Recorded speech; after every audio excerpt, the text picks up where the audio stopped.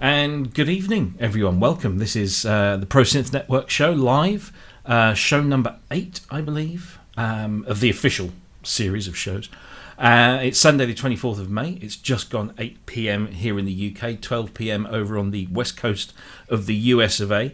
And welcome to everyone that's in the chat room, and of course also to our two resident co-hosts, Mr. Ben Simpson, and first of all, Cryss. How are you, sir?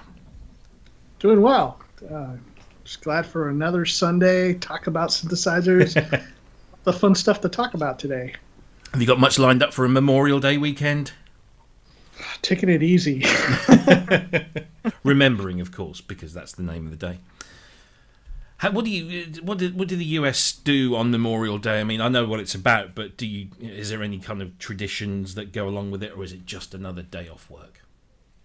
Yeah, well, there's a lot of remembrance, but I think for probably most people, just having a little extra time off to spend with their families. So that's always a good thing. Cool, excellent. Well, we over here in the UK, we have it's just a spring bank holiday, which just means it's more time off. No particular celebrations. But joining me from up north in the UK, Mr. Ben Simpson, how are you? I'm great, thanks. Not too bad at all. Like the T-shirt? Oh yeah, it's one of my pride and joys. This one. Was that when you played with them? Yeah, it's from that tour. Yeah. How long's he been gone now? Steve Strange. A number of years, isn't it? Yeah. I don't know. Sounds terrible to say. It does, yeah. I think it's about 3 years. Yeah, something like that. Yeah. What a shame. Anyway, how are you? Have you been busy? Yeah, I have today. After what must be 8 months of avoiding it as much as possible, I finally put my JD800 back together. Oh, very nice. And it looks incredible with its keys back on it, because the keys have been in a carrier bag next to it for quite some time. But I had the red glue problem. Yeah. Luckily, I had it on an angle stand. So I discovered the red glue, and it had dripped out of that and landed on my Juno 106. Oh. Luckily, it only landed, like on the metal chassis kind of thing. Right. Yeah. But because it was leaning forward, the JD, all the red glue kind of came out of it without actually touching anything. So that's not too bad. I was quite lucky there. So I ripped all the weights off and left it for 8 months, as you do. Yeah. Glued them back together last night and put it back together today. Lovely. And it doesn't work properly. Damn. There's a couple of keys that's re-triggering very quickly, like a double trigger on it on some notes, and some the velocity are quieter than others, so there's a bit of tweaking to do yet, but I'm sure it'll be fine. I don't know if anybody's ever done this, but somebody ought to research who the person was that made the decision to use that red glue. And, I know. Yeah. And take them out. Seriously, just because they have ruined what is a classic synthesizer for so many people. I mean, yeah, there's people out there that do restoration and repair work that probably go, yes, another JD800. But it's, I've never had one, but I know people like yourself and a few others that have had to restore them, and it's a pig of a job. I've had 3, Wow. and this is obviously this is the 3rd one, but I managed to catch it with this one. Yeah. I lost the other 2. They were just knackered. It's one of those things. It's one of those jobs when you buy an old synthesizer. I think every synthesizer has a job that you need to do once you get it to make sure you don't have to deal with that issue if it hasn't already risen. Like with obviously with DX7s and stuff, get the battery out and put a proper battery holder in so you never have to unsolder that one again. Although, funnily enough, I tested my DX7, which is an original battery from 1987, still putting out 3 volts. Wow. and the DX5, it does 2.8, I think. So, I mean, it's just crazy. It's how They're Did they get them batteries from Poundland, did they? No. But I'm actually making lists now for every synthesizer that I have of just like all those common failure points and where to get the parts. And then I'm just going to go, sort of like 1 month at a time. I shall just batch order, one set to do it and another set as a backup, and then just go through and do each one just to make sure. Yeah. It's like I've got 5 cases of Fairlight parts just for those sort of circumstances. Sorry, Cryss. Do you have any problems with your 106 and the voice chips, or have you done any maintenance on that? Yeah, I've had 2 106s. One of them, well, I had one and it was a wreck. I bought it on eBay, and on the pictures it actually looked okay, and and it was one of them. I just found this in the loft. It used to be my dad's. I believe it's a synthesizer. I can't get any sound out of it. And they wanted like 400 quid for it or something. I thought it looks all right. And it's 400 quid. That's like way below, what they're usually going for. Anyway, I got it and it was absolutely knackered. There was faders completely missing on it. You couldn't tell in the picture. But it played fine. But the chorus... the chorus was okay. It didn't seem as heavy as it normally does, and there was no swishing noise when you weren't using it, which it is part of the deal, isn't it, with a 106. So I bought another one, and I bought one that was because that annoyed me. It bugged me that it wasn't right. So I bought another one that was absolutely mint. It was really absolutely spot on perfect. And I had that for about a month, and the voice chips started going. So I think he knew they were going to go, but I paid like top price for that one, because it was in mint condition. I think it still had the box. It did. Wow. It still had the box and everything, and paid a good price for it. And then the voice chips went, and I sold it to a member of our group, and he got it sorted out. I think I sold it to him for 750, which. With the I think it was one voice chip that had gone, but there was crackles on some of the others. He just got them redone, and he's really happy with it and happy with the price and everything. But Roland just seemed to make some bad ideas when it comes to hardware, doesn't it? You don't get that problem with the cloud, do you? No. But it's a good way. I mean, I don't like to do anybody out of anything, but it's a good way of picking up a cheap synth. If you know that it's got a problem that's a fairly easy fix, but to them, it's like with DX7s. If the battery goes, then none of the voices, all the voices drop out of memory, and if you reload them, they don't stay there. Obviously, after a power cycle. So I've seen so many listings on eBay saying, garbled mess on screen, no voices, sold, spares a repair, and you think bargain. And what's the classic is the ARP Odyssey, isn't it? Where there's a fader on there that it just constantly puts out. I can't remember exactly what it is, but it does. And people have sold. What was the classic story of the guy who played? He was in the musical movie of Oliver, and he was the Artful Dodger or something. He was the actor that played the Artful Dodger. And he bought one of these, and it said, it wasn't the ARP Odyssey, it was a Moog, mini Moog. And he said, it only plays one note at a time. You can have it. Yeah. Oh, yeah. Yeah. And it's just those classics. But Asio Heads just said, this is something I can really relate to, about the kind of the rubberized coating that you get on some bits of gear. Like on my propeller head balance, it was kind of this... sort of satin matte effect rubber coating, and I've had it on camera lenses as well, and after a while it just I guess it's the oils in the skin or the temperature or whatever, and it just degrades and becomes tacky, and it just my balance unit, I'm not going to lift it up in case I break something, but it's kind of got a dust sheen on it, and I can't get rid of it because the dust has attached itself, so it looks permanently dirty, but it's completely operational. But I've got exactly the same problem with the Waldorf Pulse, right, and that's gone dead dusty. And when I try and brush the dust off, all all the markings come Yeah. off with it. You know, it's like, Yeah. no. It's, You need those indicators on the pulse as well. 'Cause Yeah. you don't know what's going on without them. Yeah.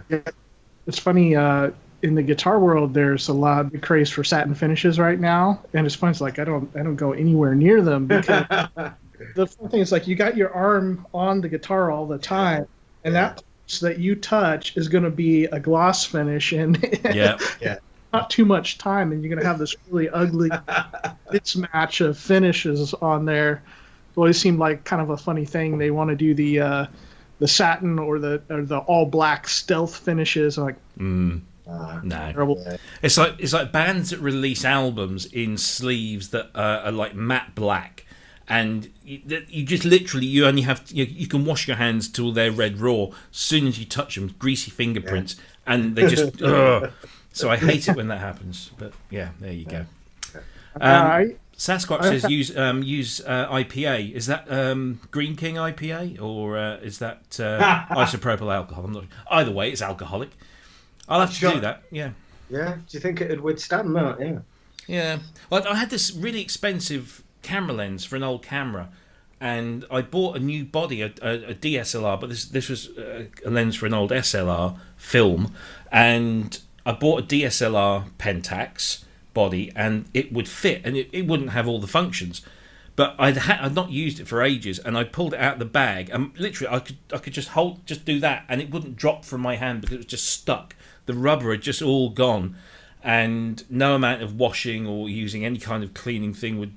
So I had to literally bin it. Horrible things. Anyway, that's a nice little way to start the show. How about we crack on with our first topic? So let's just go to the topic screen, and I guess one of the biggest pieces of news this week, because it seems like a slow week compared to last week, because last week was so jam full of great stuff. We've got Arturia, who have just launched the OB-Xa V, the legendary growl machine. I'm so happy they call it the legendary growler, because as Ben has just given away, here in the UK, growler is a euphemism for a certain body part that belongs to the opposite sex. Legendary growler. Anyway, so yeah, this is the Arturia OB-Xa V, which is, of course, an OBX emulation, if you will. It sounds a little bit like this. And of course, they had to do this. Let me just get the volume.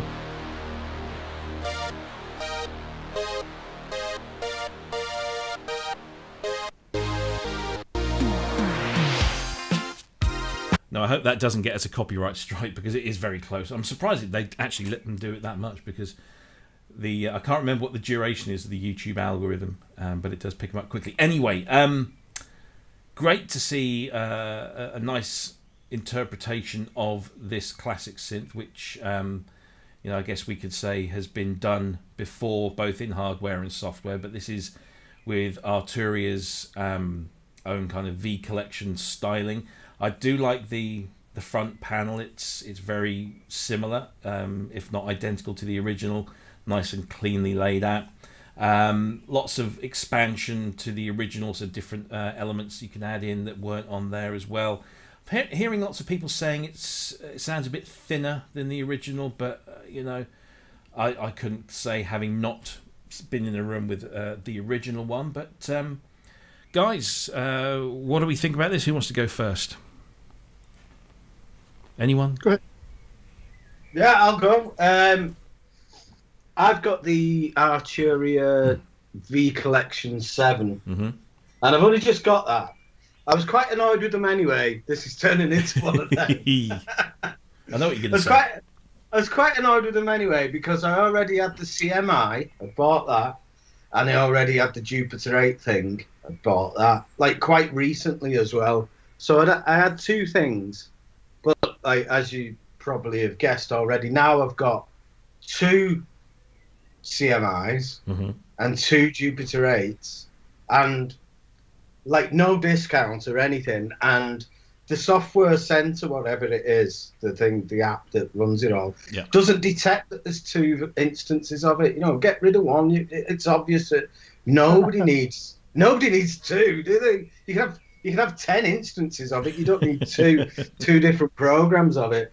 So I'm a bit annoyed with them anyway. And then when this came out, that annoyed me even more because I presumed that it'd be like a free upgrade or a minimum price kind of thing. And it's 49 quid to add that TV collection, which isn't a great deal of money, but I still kind of feel a bit peeved about it. Because the chances are you're going to want to upgrade the V collection to 8 when that happens, whenever that is.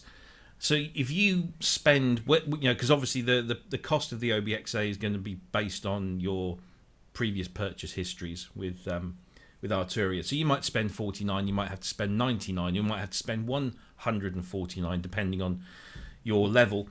But you'll do that, and then if you upgrade to V Collection 8, it's going to be part of that, so they say. Yeah. So I've not got it. I was almost about to go, oh, hang on a minute. Isn't this, why am I not getting this as part of V Collection 7? So I inquired, and they said, no, it's going to be part of V Collection 8. So I thought, well, I'll just wait until V Collection 8, so I'm not going to bother. But yeah, I'm very tempted.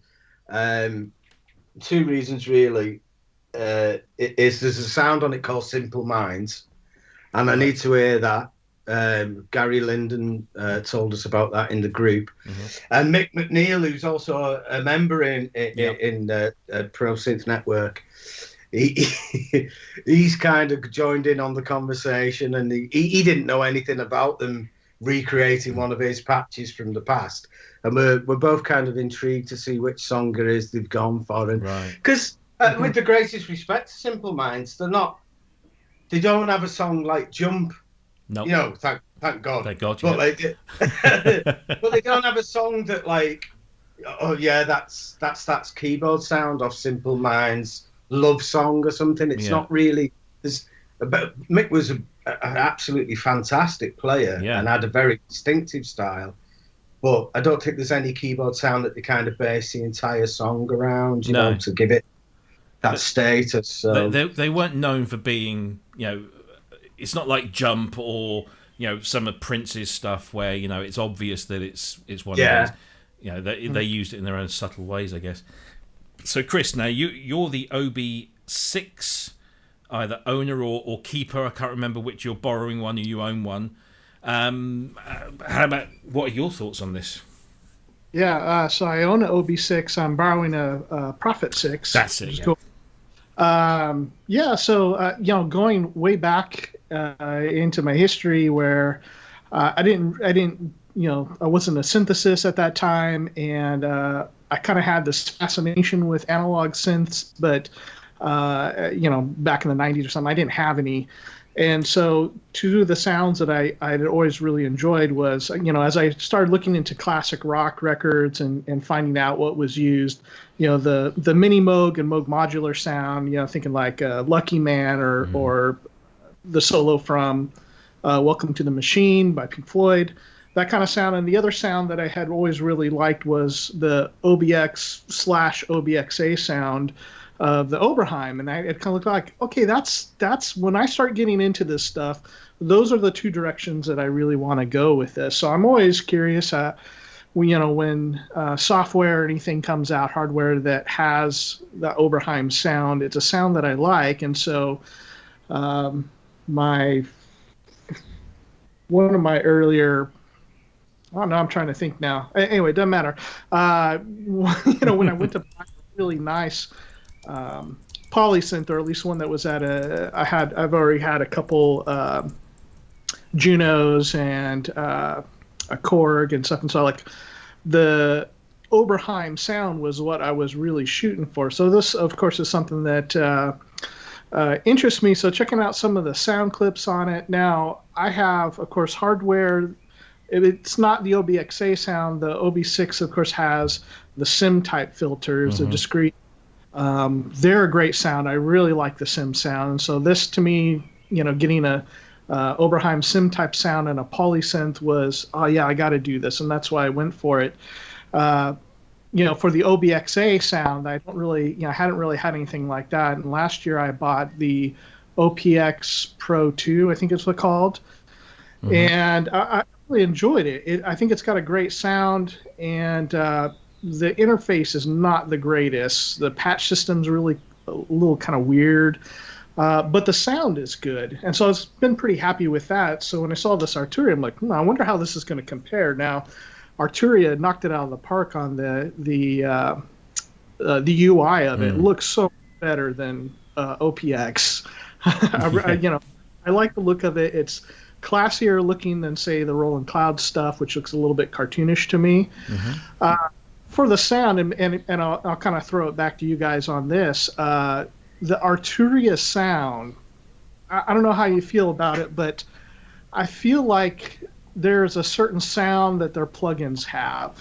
And so I had got, I'm still back on the Collection 6. I never upgraded to 7. Maybe when 8 comes out, I'll do that.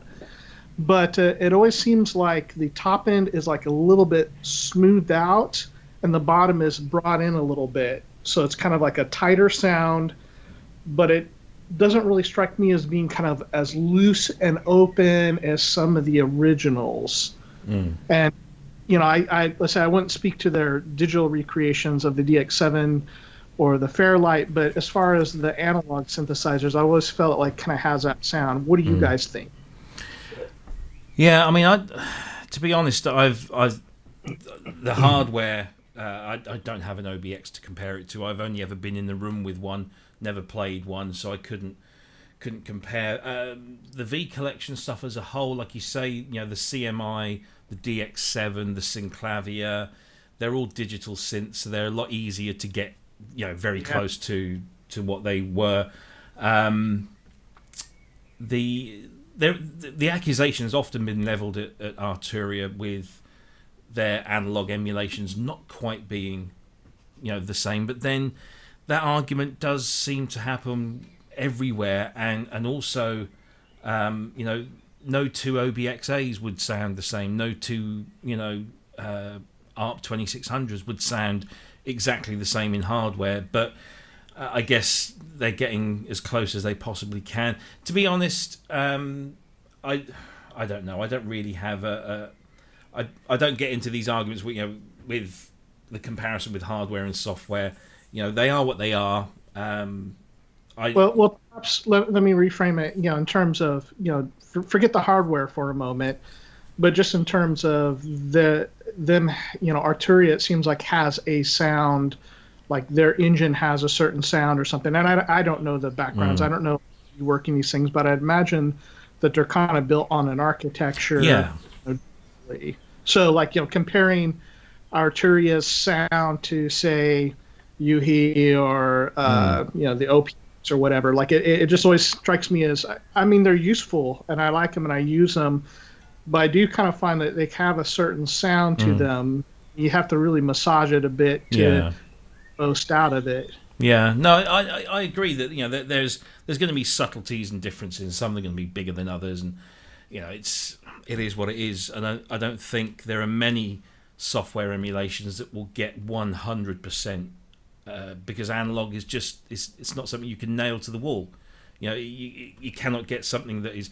You might get it exactly the same as one version of that hardware synth, but you take two SH101s and put them next to each other, they're going to sound slightly different. That's just the nature of the beast. So I guess these people are fighting a losing battle in that respect. And but hats off to them. They've come up with something that looks nice. That certainly from the demos sounds nice. I, like Ben, am annoyed that that this has been brought out as a standalone thing, and they're trying to sell it and get people to buy V Collection 7 at the same time plus this. And I will almost V Collection is one of my favourite packages because you get so much for your money. Sure, yes. So I'm not going to buy this and then pay for the upgrade to V Collection 8 and get it again, because you will get it again as a second license. And why should I? I'll wait. I mean, we'll come on to this in another topic, but there are other versions available that scratch that itch. So yeah, I've got the OPX Pro 2 or whatever it's called, and I totally agree with Chris. I think that it looks a bit clunky, but the sound is excellent. And if comparisons to Arturia stuff are to stay on the same level, then I presume that OPX is going to sound better than that, because the Roland Cloud Jupiter 8 emulation sounds much better than the Arturia one. Mm-hmm. It's just got so much more character to it, and like Chris said, it's less tweaked. That's the way of putting it. Yeah, it's more authentic, I think. Yeah. I mean, would you say that something like the Roland Cloud has that nice satin finish sound, and Korea has buff bend? Yeah, yeah, a little bit, yeah. And also that is it UVI, the company that Repro One. Mm-hmm. That's superb. That's as close. That's got to be as close to analog as you can get. Because I've had the Pro One and the Repro One both going at the same time, and it's so close. It's very good. That is a UVI, because I'm not totally sure if it's them or not, but are they fairly CPU hungry? Is that the trade-off? Yeah, I think probably more than average, but I'm trying to think. I haven't done any actual comparisons, but just kind of anecdotally as I've been recording, their soft synths and the Roland Cloud stuff tend to be a little bit on the higher side, whereas say something like the Arturia is a little bit on the lower side. Mm-hmm.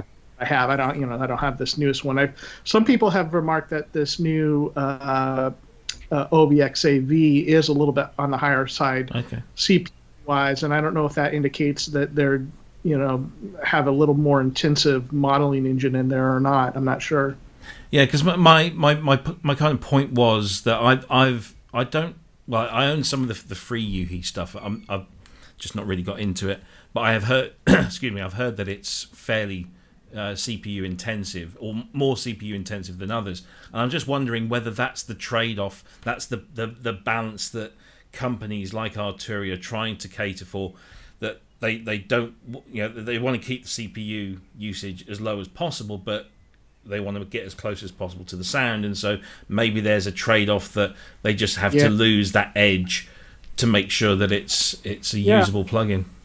You've got a good point there, and and perhaps this is what really divides people about the plugin. So, I recognize for myself, I would rather have crazy hungry CPU usage and try to work around that limitation than to have a less accurate emulation. And of course, this is why last week my opinion on the Xenology stuff isn't so favorable, because I'd rather have the ACB and have it a little bit higher CPU.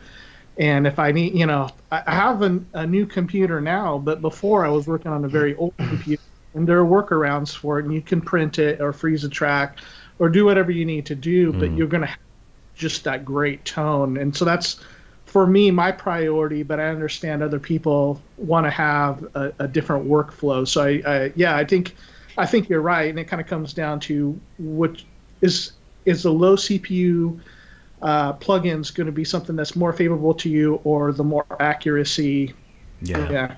Maybe they should build in an option into these synths that you flick on authenticity, efficiency, and they can. I mean, I'm no coder, but surely there's a way you can do that. He has that. Okay. So they have different levels. So you set it on, I can't remember what it's called, like divine mode or something, and they're pretty hungry. They sound great. Yeah. Well, then, if authenticity is your thing, then that's what you go for, and you realise that maybe you are going to have to freeze that or print it, and then before you can do anything else. And that's just until we get to a point where we've got computers that can. The thing is, as soon as we get computers that can handle those things efficiently, then they'll up their game even more. So it's it swings and roundabouts. Yeah, but just think what they're going to sound like. I know, yeah, crazy. Imagine soft synths in 10 years. 10 years from now, they're going to be incredible. I know. Absolutely. I know, it's bonkers. And that's a good issue too, because we're having a very stuck in this moment of time conversation, because like it said, as computers are going to the processing power is going to increase so much that these are the type of problems that we're not going to have in the future, or like as we've had with how much hard drive space does it take up for the sample library, or what kind of hard drive is going into like the Prophet X or something, where it's got whatever synthesizer it is, it's got 500 kilobytes, or does it have 4 gigs? Like, man, we could stick 128 in there for a few bucks. So yeah, absolutely, years. Yeah, these are going to be problems. Yeah, and people are going to be sticking things online in social media like that UVI XAV, whatever it is, with a laughing emoji with it, because it's going to look so basic, old-fashioned. It's a thing, things move so fast. It's true. Is Moore's law still a thing? Is everything still doubling every 18 months? Because it's flattened out a bit. Yeah, because it doesn't seem like we should be on like 600 gigahertz processors or whatever we're on. I don't know. I don't know how it works, but I mean, they're trying to shrink the chip size. I think what I read, a lot of them are coming out like 10 or 12 nanometer stuff. They're trying to get down lower to 8 or something. But when we get to quantum computing, that's going to be the huge jump. That's going to be really when things skyrocket. Wow. And we'll catch up and go past Moore's curve. Yeah. Wow. Anyway, so there you go. That's I always do that. I've got a hotspot on my screen that if I hover over it for too long, it goes into sleep mode. So yeah, that was the Arturia OB-Xa V, which looks very nice, sounds pretty nice, and I guess it's entirely up to you.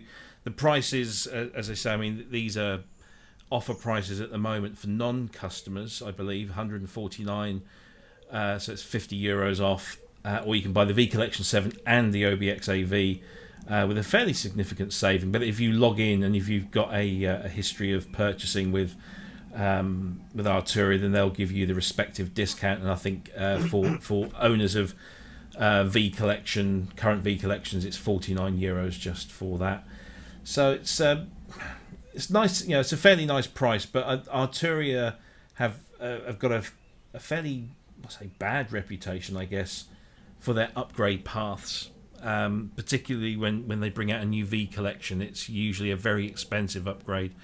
When you're only getting like 4 extra synths. So, but $100 just to get the OB-Xa. Yeah. $150 to get the whole thing. But like I've already got a number of Mellotron emulations on the computer already. Yeah. I just and the Casio sounds cool, but it's not something that I'm really willing to pay a lot for. So this was. I kind of think the big omission in their catalog, like why didn't you have an Oberheim polysynth? So this was a really smart choice. Yeah. I'm surprised they didn't do it in the 7 collection, but glad that they have done it. Yeah, I think it bodes well for hopefully the next 2 or 3, because they usually add 4. I think is the average, isn't it, to the new V Collection? So I wonder what the next 3 will be. I know, yeah, I was just thinking that then. I mean, the new additions were, like Cryss has said, there was the Casio, is it the Buchla? Yeah. Buchla Easel. Yeah. Yeah. They redid the organ. Yeah. Yeah. I didn't even know there was a Mellotron in there. That's how much I use them kinds of sounds. When you said Mellotron before, I was like, what? Yeah. But there's stuff in, like you say, there's the Mellotron. Well, I've got M-Tron Pro, so I always use that if I want the Mellotron sound. For what else have they got in there? Obviously Fairlights and DX7s I'm covered with hardware. The DX7 one is good though, isn't it? Yeah. It's. Do you know if I have to rank DX7 plugins, it's not first. Oh right. I prefer. Well, we'll talk about what I prefer later in another topic. But it's nice, and it kind of makes the programming a little easier because they've brought to bear their kind of paradigm to it. But there's stuff in there that I've got other uses. I don't think I've ever used the piano, the model piano. Because I've got way better sample pianos to look at. What else have they got in there? I'm just trying to call up the folder. So we got the Farfisa. That's quite nice. The SEM's always nice to play around with. Do you know what the Hammond?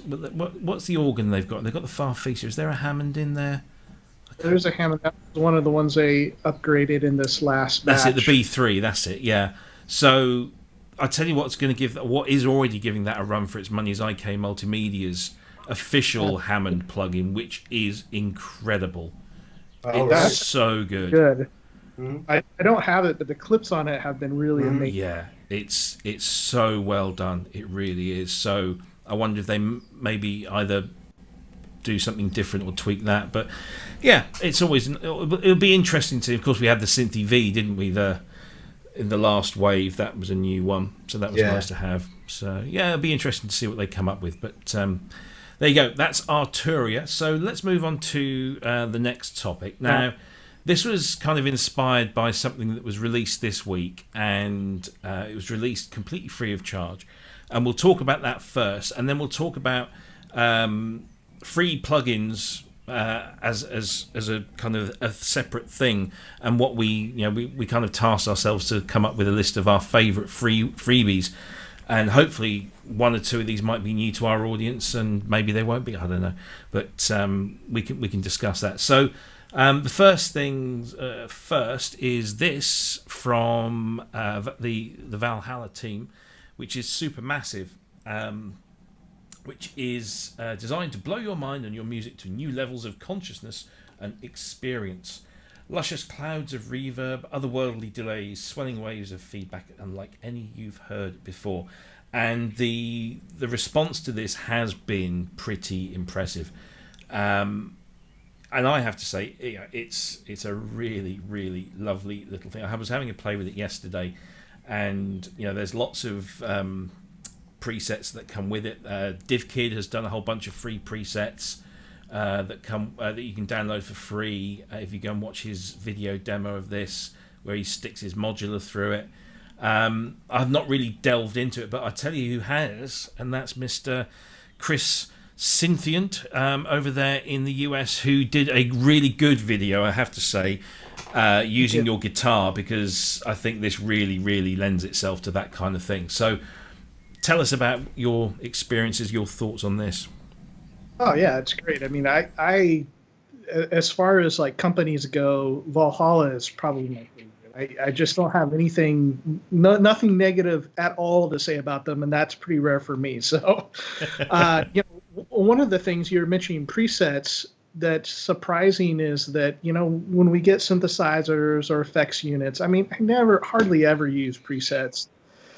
And, you have to go in and spend your time creating some. And with Valhalla stuff, Sean Costello does such a great job, I mean, with sound design. So not only is he creating the actual plugin itself, but writing a lot of those presets. And they're fantastic sounding presets. I have created some, but I didn't use anything that I created on the video that I did. Those are all his presets, and they're remarkable. So yeah, I just wanted to get something out, and after quite a number of technical difficulties, because I'm much better at audio than video, I finally stuck that video up with guitar, and like you said, it does sound really good with guitar, but it also sounds really good with synthesizer. And probably this week I'll work on some showing some synthesizer sounds through it. And for something really simple in architecture like the Microfreak sounds amazing through it. Matriarch sounds amazing through it. It's just really cool. I have got, I think, almost all the plugins. And one tip I'll give with Valhalla stuff. So if you guys aren't, I know probably most people are familiar with them, but all the presets are just $50. There's never any sales, so you don't have to worry about waiting till Black Friday to get them. And if you buy one of the plugins, which I really recommend, Vintage Verb and Delay, those are the two that I use the most.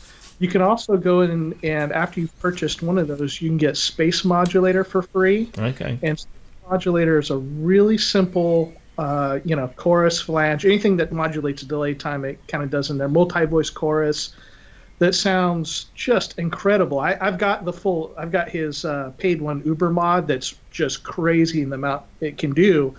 But I actually use this free one, Space Modulator, all the time on tracks. Yeah. Cool. I will gush and gush over. Ben, have you had a go with this yet? I downloaded it. I haven't had much of a go of it, but I've watched Cryss's demo, which I was very impressed with, and I've got some Valhalla plugins previously that I bought. The Vintage Verb, as Cryss said, is fantastic, and the Shimmer as well, which is a bit. You got to be careful with your Shimmer, haven't you? But you can't use it too much. But that is a quality Shimmer effect. I think it's the one called Blue Sky. Is there a hardware one called Blue Sky? Oh, the Strymon Blue Sky. Yeah. I watched somebody online comparing it to that, and either my ears are absolutely crap, or it was pretty good for such a difference in price, and everything. It was pretty close. And I think in a mix you'd never tell. It's a great effect. All their effects are great. It makes me wonder how they do it. Yeah. Really intelligent algorithms and brilliant sound and effects, top quality. Is every single one of their plugins $50?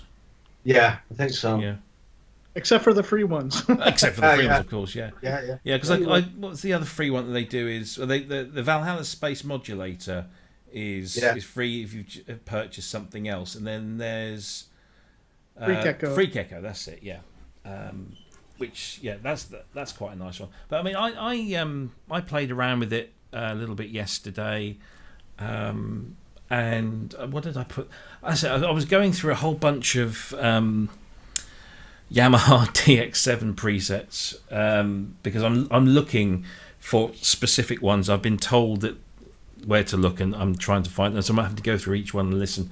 And I found one that was really nice on its own, but just very plain and bland, no effects. And as soon as I put it through this, it just wow. And I think originally it was designed to be more of a kind of a lead sound than a pad sound, but this is just like, it makes everything just wishy-washy and just ethereal, and it was lovely. It was really, really nice. So I need to play around with that a bit more, but it is just incredibly good for no money at all. Yeah. It's very, very good, and I think it will have the desired effect that people will go on there and think, if this is that good for free, then the paid stuff must be amazing. Oh yeah. So that was Valhalla Supermassive, which you can get from valhalladsp.com. You don't even have to sign up for an account or anything. You just click on the link and you get it. And if you... I mentioned in the video was that on the blog on that site, Sean has some write-ups of how he developed the algorithms for it and why it's different than his other delay and reverb plugins, and they're very interesting reads if you're nerd like we are. Yeah, that's good. Yeah, excellent. So what it did, it got us thinking, and Cryss suggested this, that what other free plugins are there out there that we think are good and are worthy of your attention. So I'm going to have to go through because I've listed all mine and I've saved them all as tabs on my browser here, so I can just flick to. But let's start off with Cryss, because I know you've got some. Just tell us what category do you want to start with first. You choose. I'm easy. Yeah, let's do effects first, and then we can go on to synthesize. Or since we've been talking about, so of course, Valhalla Space Modulator and Supermassive. One of the other plugins that I use all the time is Cryss. It sounds really good, and it's of course an emulation of the Juno chorus, specifically the Juno 6 or 60 chorus. Yeah, but sounds amazing. Sounds really good. Other ones I like as far as effects or utility programs, Melda Production has a whole set of free plugins that have everything. I mean, anything that you can think of, EQs, compressors.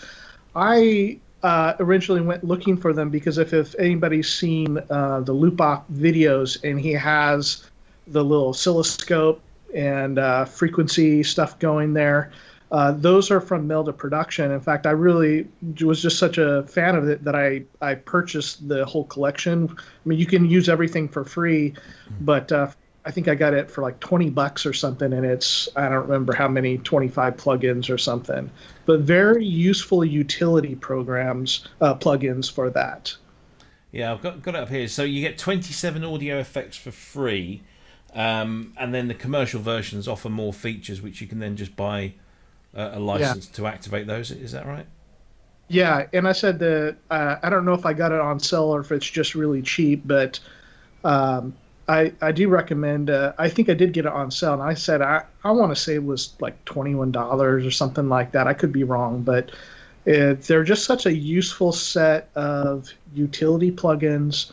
And sometimes when I don't have something in Logic or some particular, I'll go look through the Melda stuff on my, in my plugins and go, oh, here's that thing that is going to be very useful to me. Sure. And the meters and all that kind of stuff, the oscilloscope has come in very handy. Yeah.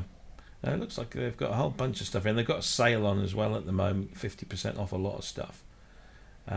So yeah, Melda Production. Cool. Anything else? One that I haven't spent a lot of time playing, but it was just free, was Arturia's Plate Reverb. Oh yes, yeah. So I don't know if you guys have that on your list, but probably the Valhalla stuff, the Tau and the Melda are the free ones that I use the most as far as effects, and all really just top quality. Yeah. It's the Plate 140, wasn't it? I think is that the one? Let me bring that over. Yeah, the Rev Plate 140 by Arturia. Was that the free one, or was that a different one? Yeah, it was a free one. Yeah, or at least it used to be, because I got it for free. Yeah, I think maybe it might have been a limited thing, because it's saying here €99, unless they did a free kind of. I'm sure I've got it. I've got it. I think it was like a limited offer to try and draw you in. Yeah. And I think that's why a lot of us took them up on it, because we knew that it was going to be 99 quid soon. Right. So it must be all right. Because they've kind of come into the effects plugin world in the last year or so. They've really ramped it up, because you've got, I mean, they've actually got a collection now, because it used to be that it was just one or two, but now you have the FX collection.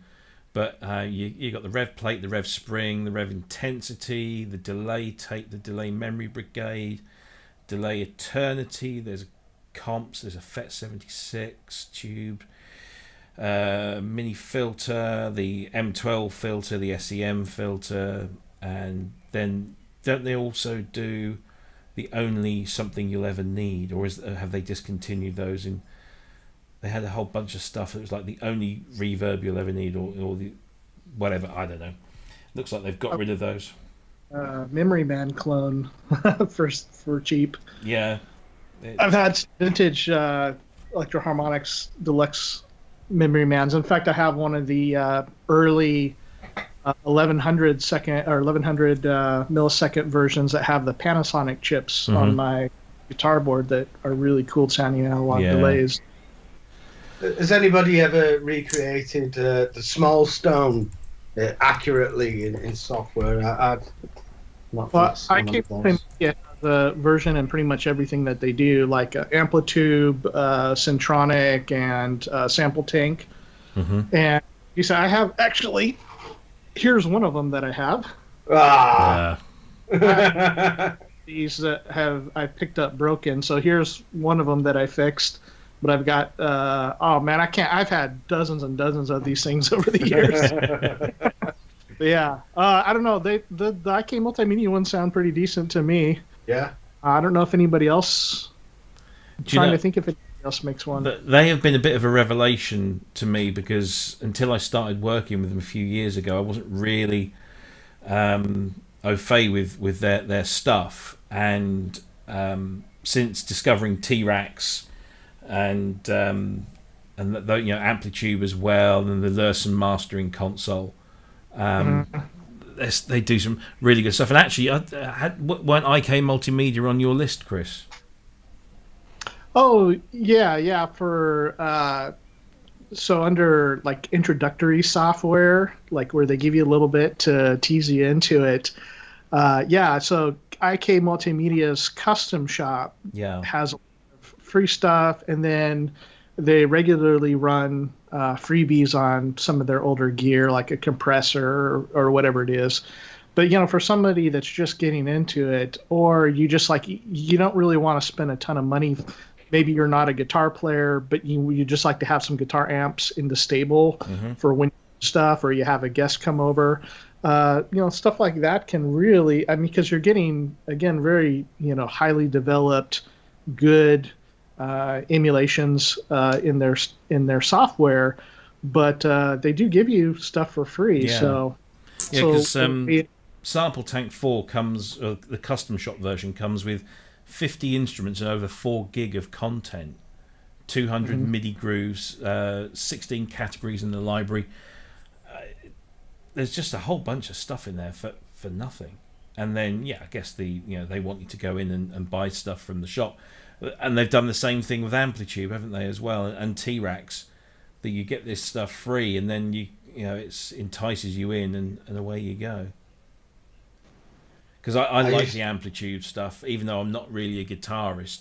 The fact that I can plug my guitar in and kind of sound a bit like Brian May is always a nice thing. In fact, that's what I used on not the Brian May stuff. I do have that, but on that Valhalla Supermassive video, I didn't to deal with the volume in the room for my guitar amps, so I used their high watt high amp on it, and it just makes things easy to be able to plug straight in and do that. Yeah, it's very good. Anything else, Cryss? What else do you have on your list? As far as just effects in the effects category, that would probably be it. Other than to mention, let's leave it there. Get you guys, and then we can hit synthesizers up after that. So Ben, have you got anything that you wanted to? Well, there's quite a few good synthesizers out there, isn't there? The free plugins, but I quite like the PG8X. Oh yeah, that's a JX8 clone, but it's styled on the PG800 programmer. That's right. Yeah. So you've got all the controls there, and obviously all that's recordable and everything. For somebody who's on the hardware, that's really nice to see, and I'd probably buy that, but free is obviously even better, and it sounds good as well. It's not 100% accurate at all, but it's got a nice sound, so it's got a nice quality about it that is. You can import JX8P stuff into that as well, can't you? Yeah, that's quite amazing, isn't it? Yeah. I had a JX10. I wish I still had that. I really regret selling that. I've got a list here. Also, there's another little free reverb, moving on to effects, from UVI again, the Pro Verb. And that's it's a very basic little thing. It's only got 3 controls on it. And it's got a patch randomizer, which is quite nice. And if you stumble across anything or deliberately create something that you like, you can share it with other users. It's got like a kind of little community element to it as well, that is pretty good. Software, I think everybody needs like an audio editor, don't they? For even if you just topping and tailing your audio files when you finish. But I prefer Adobe Audition, which I've just used. I used to use SoundForge years ago, and moved to Adobe Audition, which I believe used to be Cool Edit Pro. Yeah. Now there's Audacity, which I think everybody's using it, and although it's basic and looks a bit clunky, it will let you do most audio editing tasks for free. I use it all the time great. In my day job. When I'm editing audio, like when I do a voiceover, sometimes I do it, scene by scene or frame by frame, or slide by slide kind of stuff. But if I'm doing, I've got a whole bunch, I can just do it all in one take in Audacity, and then level it all off, make sure it's all even, and then just slice it up and export it as WAV files. And it's worth noting that up until recently, Audacity wasn't Catalina compatible, but in, I guess it's the last few days or so, it's now Catalina ready, so it's notarized and it works a treat, which is a big relief to me, because I use it on my work machine, which is a Windows machine, but in the Mac world, I've been without it for a few months, which is a pain. But there you go. So, yeah. What would be the differences? So I'm not familiar with this, but for instance, you're working on your Mac doing voiceovers. What would cause you to use Audacity rather than Logic? Because it is just simple, straightforward. Open it up, bam, there you go. With Logic, I could set up templates and stuff, and I have started doing that for podcasting things. But for just simple, I just want to record my voice, just reading a script into a microphone, and then I can just select it, bulk process it, spit it out as WAV files or chop it up, and it's just super quick. Whereas Logic just seems to be, Logic's way more than that, and I don't need to get into the weeds. I just need a simple thing, so. That's... Bulk processing is a big attraction to this software, isn't it? It just set up a series of effects and apply to all these 500 files. Yeah, that's it. And that's what we have to do, because the other thing, a lot of the time, if I'm recording a voiceover, anybody that records a voice, whether it's singing or talking, knows that the way my voice sounds now is not the way it's going. It might not even be the same as it sounds tomorrow afternoon. The difference can change with temperature and, all sorts of different things. So to be able to then just chuck all of those files into one place and batch process them to normalize and to make sure that they're all, of a decent level and they're all the same. The other thing that I notice with Windows sometimes, when I'm using the authoring tools that I use for e-learning, sometimes they... If I've used Skype, Skype likes to reset the volume levels of the system, and then I go and open up my authoring tool, and maybe it's changed the level of the mic, or it's changed the microphone itself. It's gone from my blue mic that I use to the webcam mic or something. So to be able to kind of just pull those files in and just very quickly process them as a batch, because my authoring tool doesn't allow me to do that, so it's just so super quick, and it's great.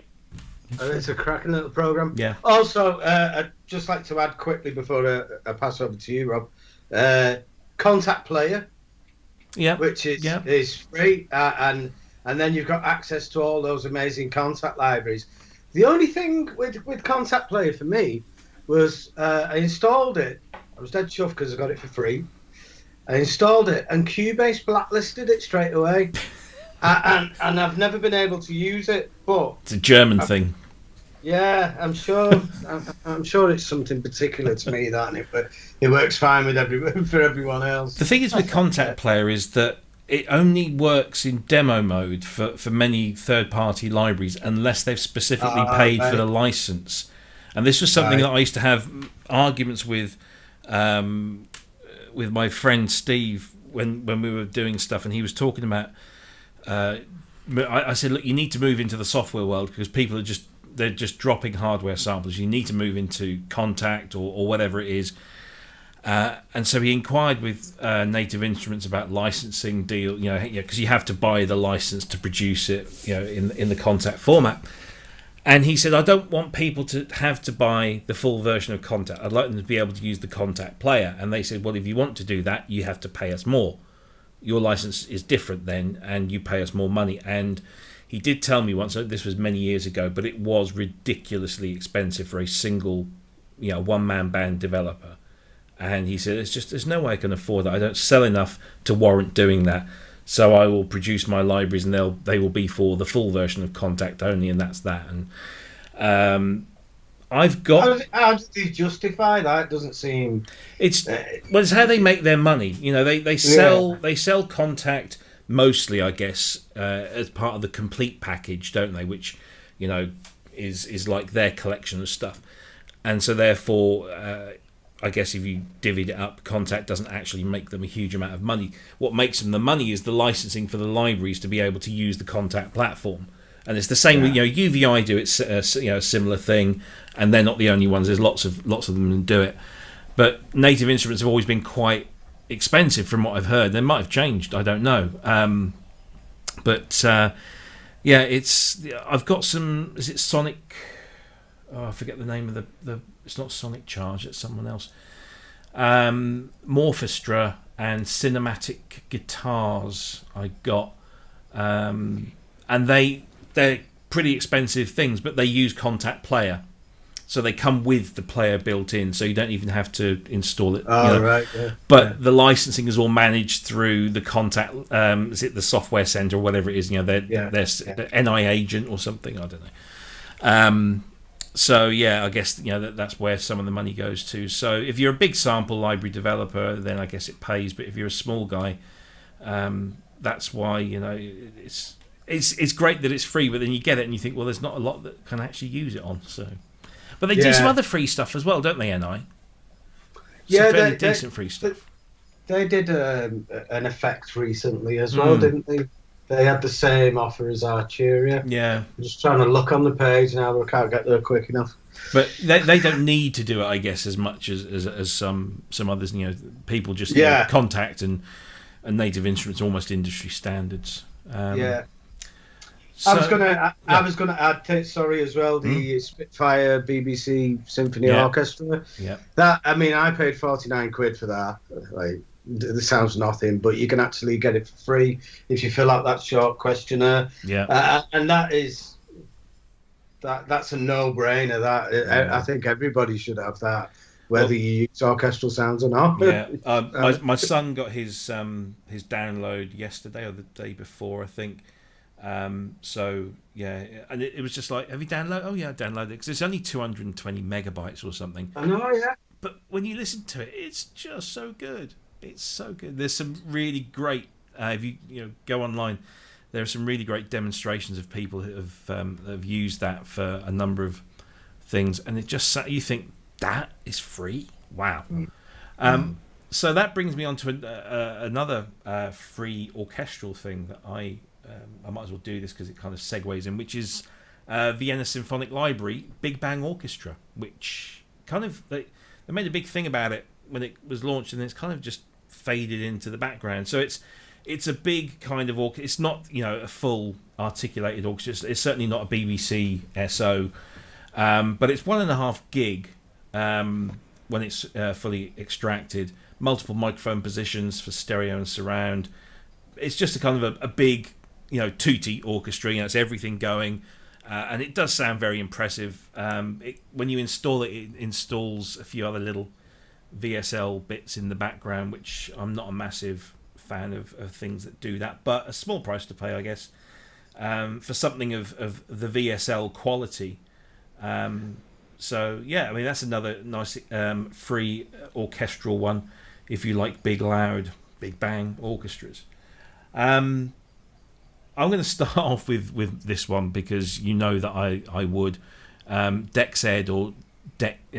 Some people, I don't know what the official name. I just call it DexEd because it's a DX editor. But it's just got to be one of the most versatile plugins out there, because not only is it an emulation of a synthesizer, and a very, very good one at that, but also it doubles up as a librarian and editor if you also have the hardware. So you just plug this in and you can zip sounds backwards and forwards between the two, manage your carts, manage your memories. It's just brilliant. And I mentioned earlier that I didn't think Arturia's DX7 was the best DX7 plugin. This is, not just because it's free, but because it actually sounds closer to that generation, the Mark 1 DX7, the DX5, the DX1. It sounds much closer to me, whereas that Arturia one has a slightly more polished feel to it. So that's first, and then this one, which I think I highlighted, was it last week or the week before? Sonic Bits Exact Light. I've been looking for a faithful 4-operator FM plugin, and this is it. I think it emulates the TX81Z, so that's kind of I guess what we call now the third generation of 4-ops, where Yamaha introduced the different waveforms per operator. So before it was just sine waves, but with this you get sawtooths and triangles and all sorts of different things, so it really mixes it up, and that's completely free of charge and just a very small little download, available as VST 2s and 3s and audio units as well. We've mentioned the other Spitfire one, and these are great, is Labs. If you haven't got Labs, get it, because these instruments that they've released, I think there's something like 15, 18 different packages. They're all samples, but they are really, really unique samples. So when you see things like soft piano, it really is. It's just a very soft piano with thin strips of felt between the hammers and the strings. The strings are not just typical strings. They're slightly different. Everything's got a slightly quirky nature to it. And one of my favourites, I'm just trying to find it now. Here you go, London Atmos. They've made instruments out of sounds like tube train doors shutting and things. And it's done so very well.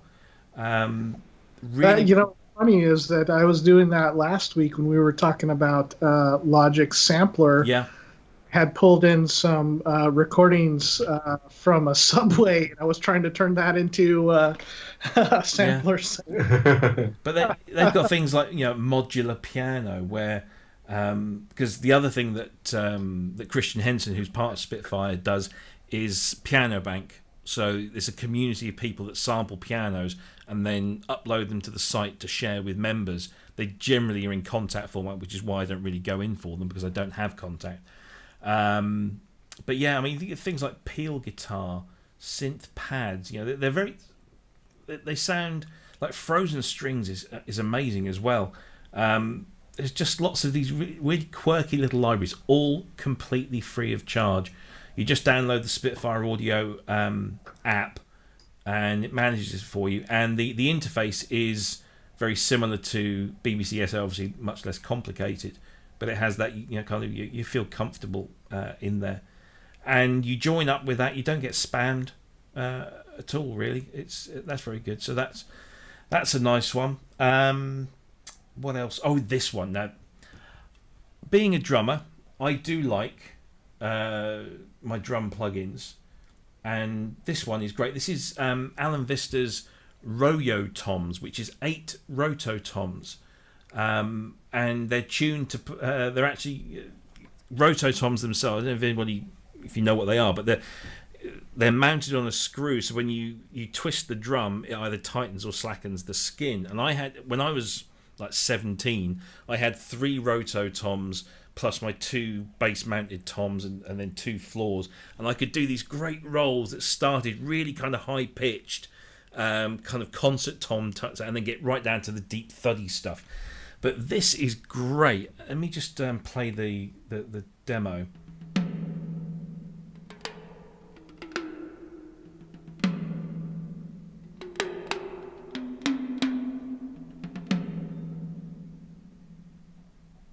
And then there's a dry set as well.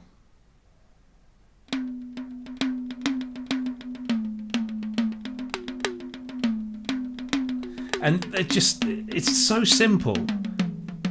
It's so simple, but it's so effective, and I really, really like those. So yeah, Royo Toms, alanvista.com for that one. We mentioned this. What did we mention? No, the PG8X. This was another one, the SQ8 ROM. So there was a VST called SQ8L, and I was mentioning this before you came on air. Either the plugin isn't developed anymore, or it wasn't compatible. Like it was only 32-bit and wouldn't work or something. So these guys, with permission from the original developer of that plugin, created SQ8 ROM, which took the sounds, 168 sounds, and just gave some very basic filtering options. So if you kind of want that Ensoniq SQ80 sound in a very light footprint, then samplescience.ca is where you go for that one, and that's quite a nice little thing. And good show. Check out.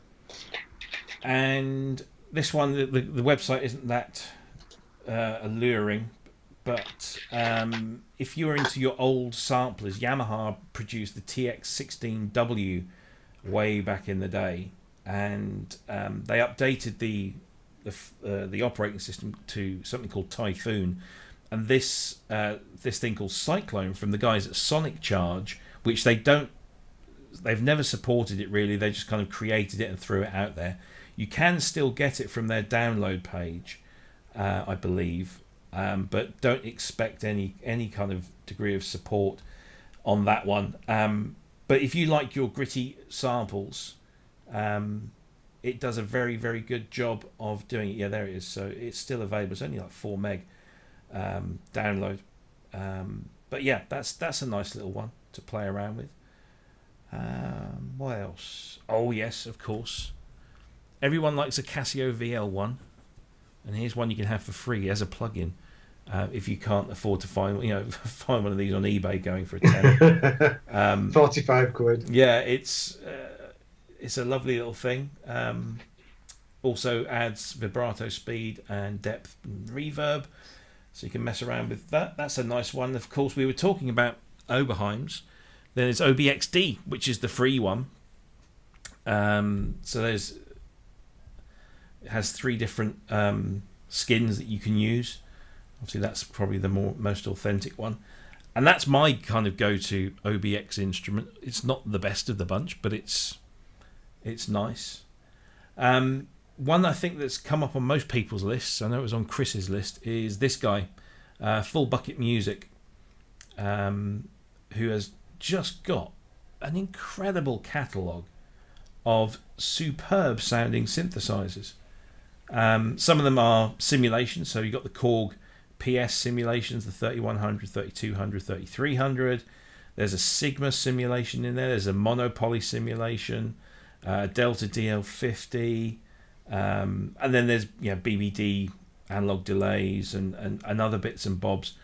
My only quibble with these is that 2 of them, I think it's the 3300 and the Mono Fury, which is the Monopoly emulation, seem to throw a fit when you try and load them up into Logic, which is disappointing because they're quite good ones. And I have tried to update them, but it just won't get past the notarization thing. But I'm sure he's working on it, because he drops those in every now and again. There's some really good stuff on there, and it's all completely free. It's really, really good. It's like, in particular, your favorites to give a try. I've got the Trisent, which is awesome. Yeah. But, which ones would you say are your favorites? of these, I'd say that the Korg PS emulations are really good. The 3100 and 3200, which work on Logic, they're nice. I like the Trisent as well, although I haven't spent a huge amount of time with it. And I also like the stuff that isn't necessarily a simulation, which the Modulaire is quite nice. And I did have quite a bit of fun with the Sequence Air, building some kind of little loops up with that. So that, yeah, Kern's nice as well. Haven't really used much of them in Anger, and as far as the monopoly is concerned, I've got the Korg one, so I'm not too fussed about that. But there's some really good stuff in there for little money. And then, of course, for all the modular freaks, you've got VCV. CV. Yes. Which is, for me, it satisfies my very lame modular itch. I often actually start this up, and after about half an hour I think, I really do know why I don't go for modular. I get bored.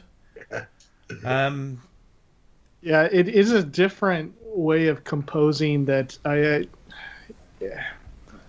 like, and I get bored of it a little bit too. I've got a little modular, and it's fun to play with, and I also use it a lot for my monosynths, Matriarch or my Model D, to play around with different filters, like send Moog oscillators through sim filters and whatnot. So somewhat conventional in that, but man, the VCV rack is got all the software from the Mutable Instruments. They've done a number of great modules. I'm just really, I'm always impressed by the amount of named, branded virtual modules that they're. I mean, I guess, I don't know. I doubt it takes much away from their business to do it. To do this, in software, and I guess it allows people to test them. And is it the hardware developers are doing the software development as well, or is it somebody else doing the software? I'm not really massively into this. Yeah, so probably the most well-known one on there is the clones of the Mutable Instruments. So in VCV, they're called Audible, and the deal is that with the digital Mutable Instruments modules, Emily released that code as what's the proper term for it, Pratt?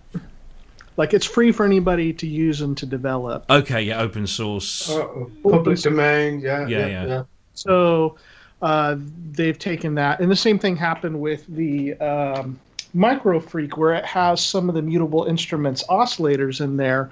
They didn't really work with Emily on that, but since it's open source, they just stuck them in there. And I think that's why it's such a great little synthesizer. Yeah, there. Wagyu says GPL open source. So there's another one that's just reminded me, because they did a free promotion. I don't know if it's still free. I'm just trying to remember the name before I commit myself. What was it? Was it Cherry Bomb or? Oh yeah, Cherry Audio. Cherry Audio, and it was Neutron or something began with. Just trying to find the website. Cherry Audio, there you go. Modular nucleus, that's it. Voltage modular nucleus, which kind of is the similar sort of principle to VCV, where there's free stuff and you can buy stuff and then just throw it into the rack. Let's bring that site up there. Yeah. So, and again, it tries to get you, into their sort of paid thing. But yeah, modular nucleus free for all. So that's an interesting one. I know that Torsten, I think I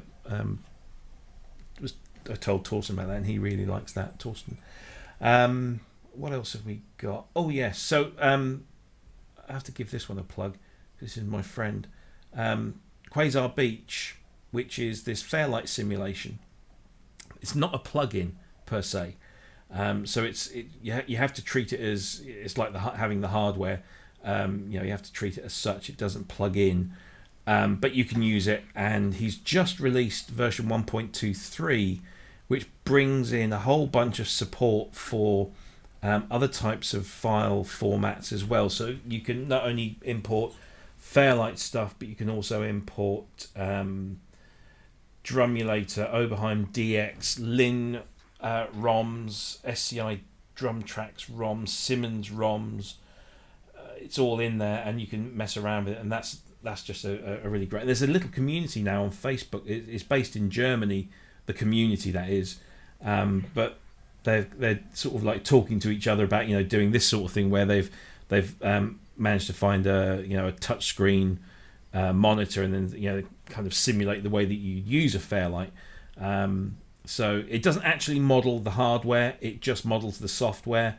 So you don't get the inherent grittiness of the 8-bit voice cards, but it gets you that kind of format. Yeah, there you go. So you can now import EMU libraries, whether they are in the Emulator 1, Emulator 2, Emacs, Amiga stuff's in there, Akai, Sound Fonts, Kurzweil, various Yamaha formats it now supports. So you can now take these sounds and mess around with them in there, which I think is quite cool. So that's instruments. Anything else that you guys that were mentioned in the chat that also had on the list was the from UVI, the Tyrrell N6 and Zebralet. Yes. I think the Zebralet is like a stripped down one oscillator version of Zebra, but it had some good sounds in there. Yeah, that's just been updated apparently. Zebralet and Podolsky are just recently updated. You got Triple Cheese, Bazille CM, Zebra CM. I guess are they the Computer Music Magazine versions? Because I think they did stuff for them. Beat Zeal, Tyrrell N6. Actually, I quite like that Tyrrell N6. Protoverb, LTM Lab, and Zoid are all free. So there's a nice selection of 10 different plugins that gets you into the UVI world. Don't do it unless you're willing to spend some money. I had a slight falling out with is it Urs? There's Heckman over something to do with Behringer. He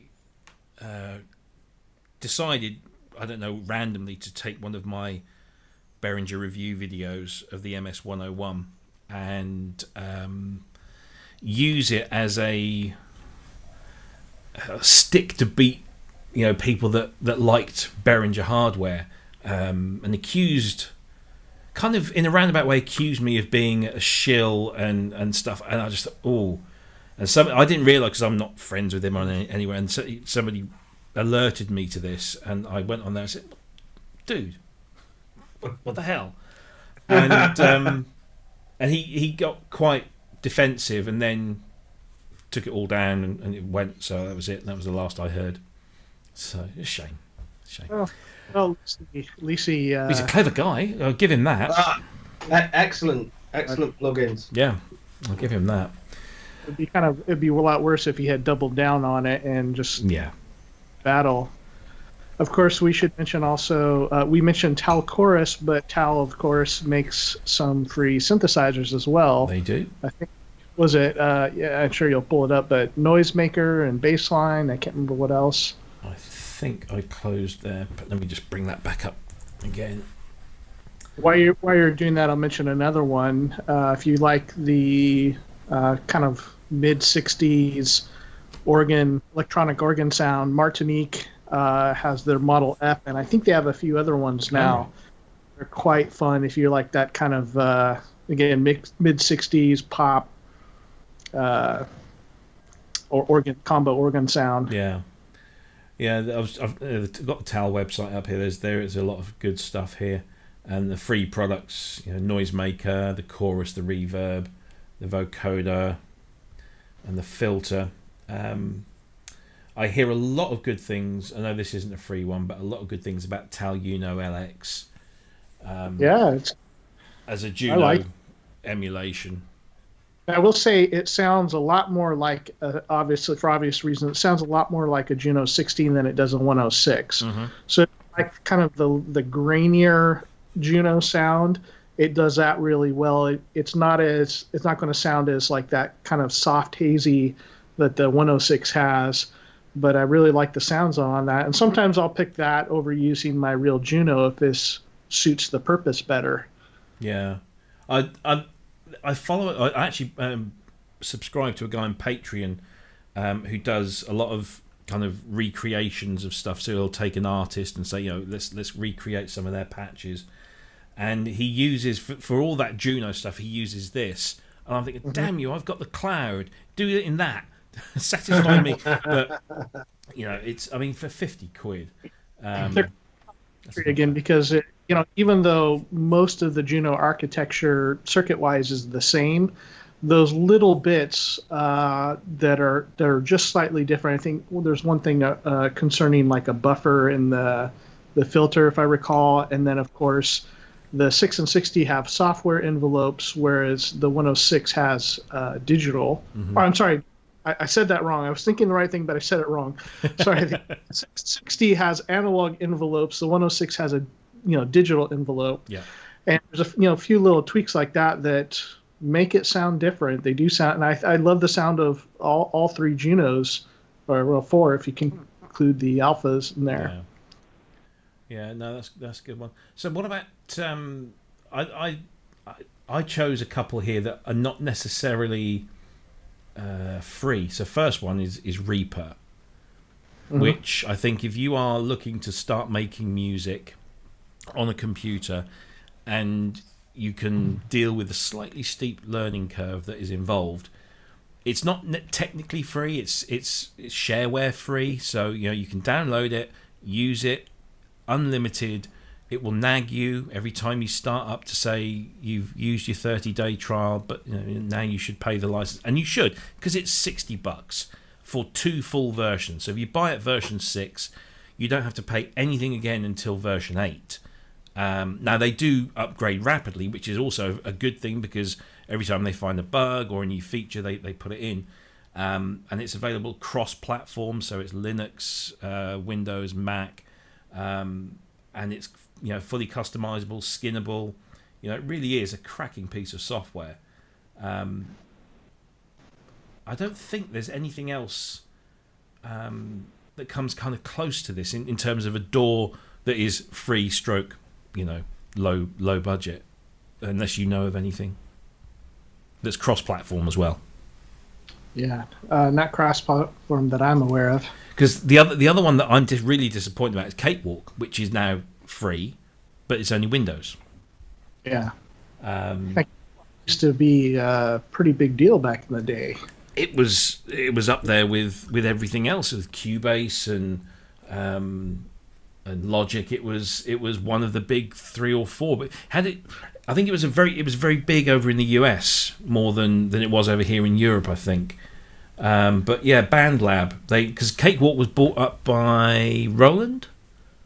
Roland owned it for a while. Yeah, was producing like dedicated hardware for the platform, wasn't it? But I don't know what's happened there. I don't know how that worked out. No, I think eventually they just sold it off, and this BandLab, I don't know. I don't really know the history of BandLab, whether it's a company that was set up for this. But yeah, I mean, it's obviously got a huge history of Sonar, as it's now, Cakewalk Sonar. But it's completely, it was completely free. There are other versions now. Maybe that's stopped. Or am I? Oh, hello. Maybe there's a version of it that's free that they said it was going to be free and free forever. Maybe I'm wrong. Maybe they've changed it. I don't know. They lied. Well, no, because it used to be. And I say used to be, I mean, recently, following the acquisition of certain assets, property code from Gibson brands, available free to download to all BandLab users worldwide. Okay, so learn. Oh, as of no. Okay, so we go there. Oh, I see. You have to go to the BandLab. Aha! So I've gone to the old Cakewalk website. So it's Cakewalk by BandLab. There you go. So this is where you go now for it, and I mean, 64-bit engines, VST3 support, Windows 10 compatible, completely free, Windows only. So if you're working in a Windows environment, there you go. Or I guess if you want to do it on the Mac, you just stump up, was it £80 for Parallels, or use VM, some sort of VM thing. Can you still buy it for a Mac, or did you just drop the platform altogether? No, it's dropped. It's just Windows only. Wow. Yeah. I don't think it ever was Mac, was it? Cakewalk? I don't know. I can't remember. Well, anyway, but by the time that I think I had Cakewalk like early 2000s probably. And then when I started getting serious about getting back to recording on a computer, like GarageBand was out, and so it just would have been something I would have looked into. Yeah. I might just grab that and stick that on a VM just to mess around with it, just to see what it's like, because it looks like a really comprehensive, full-featured thing, and I'm sure it is, but I'd like to have a go with that. But of course, the other thing that is free but is not cross-platform, and we were talking about this just before we came on air, is depending on where you are in the world, we call it GarageBand. In America, it's GarageBand. That's because Apple's American.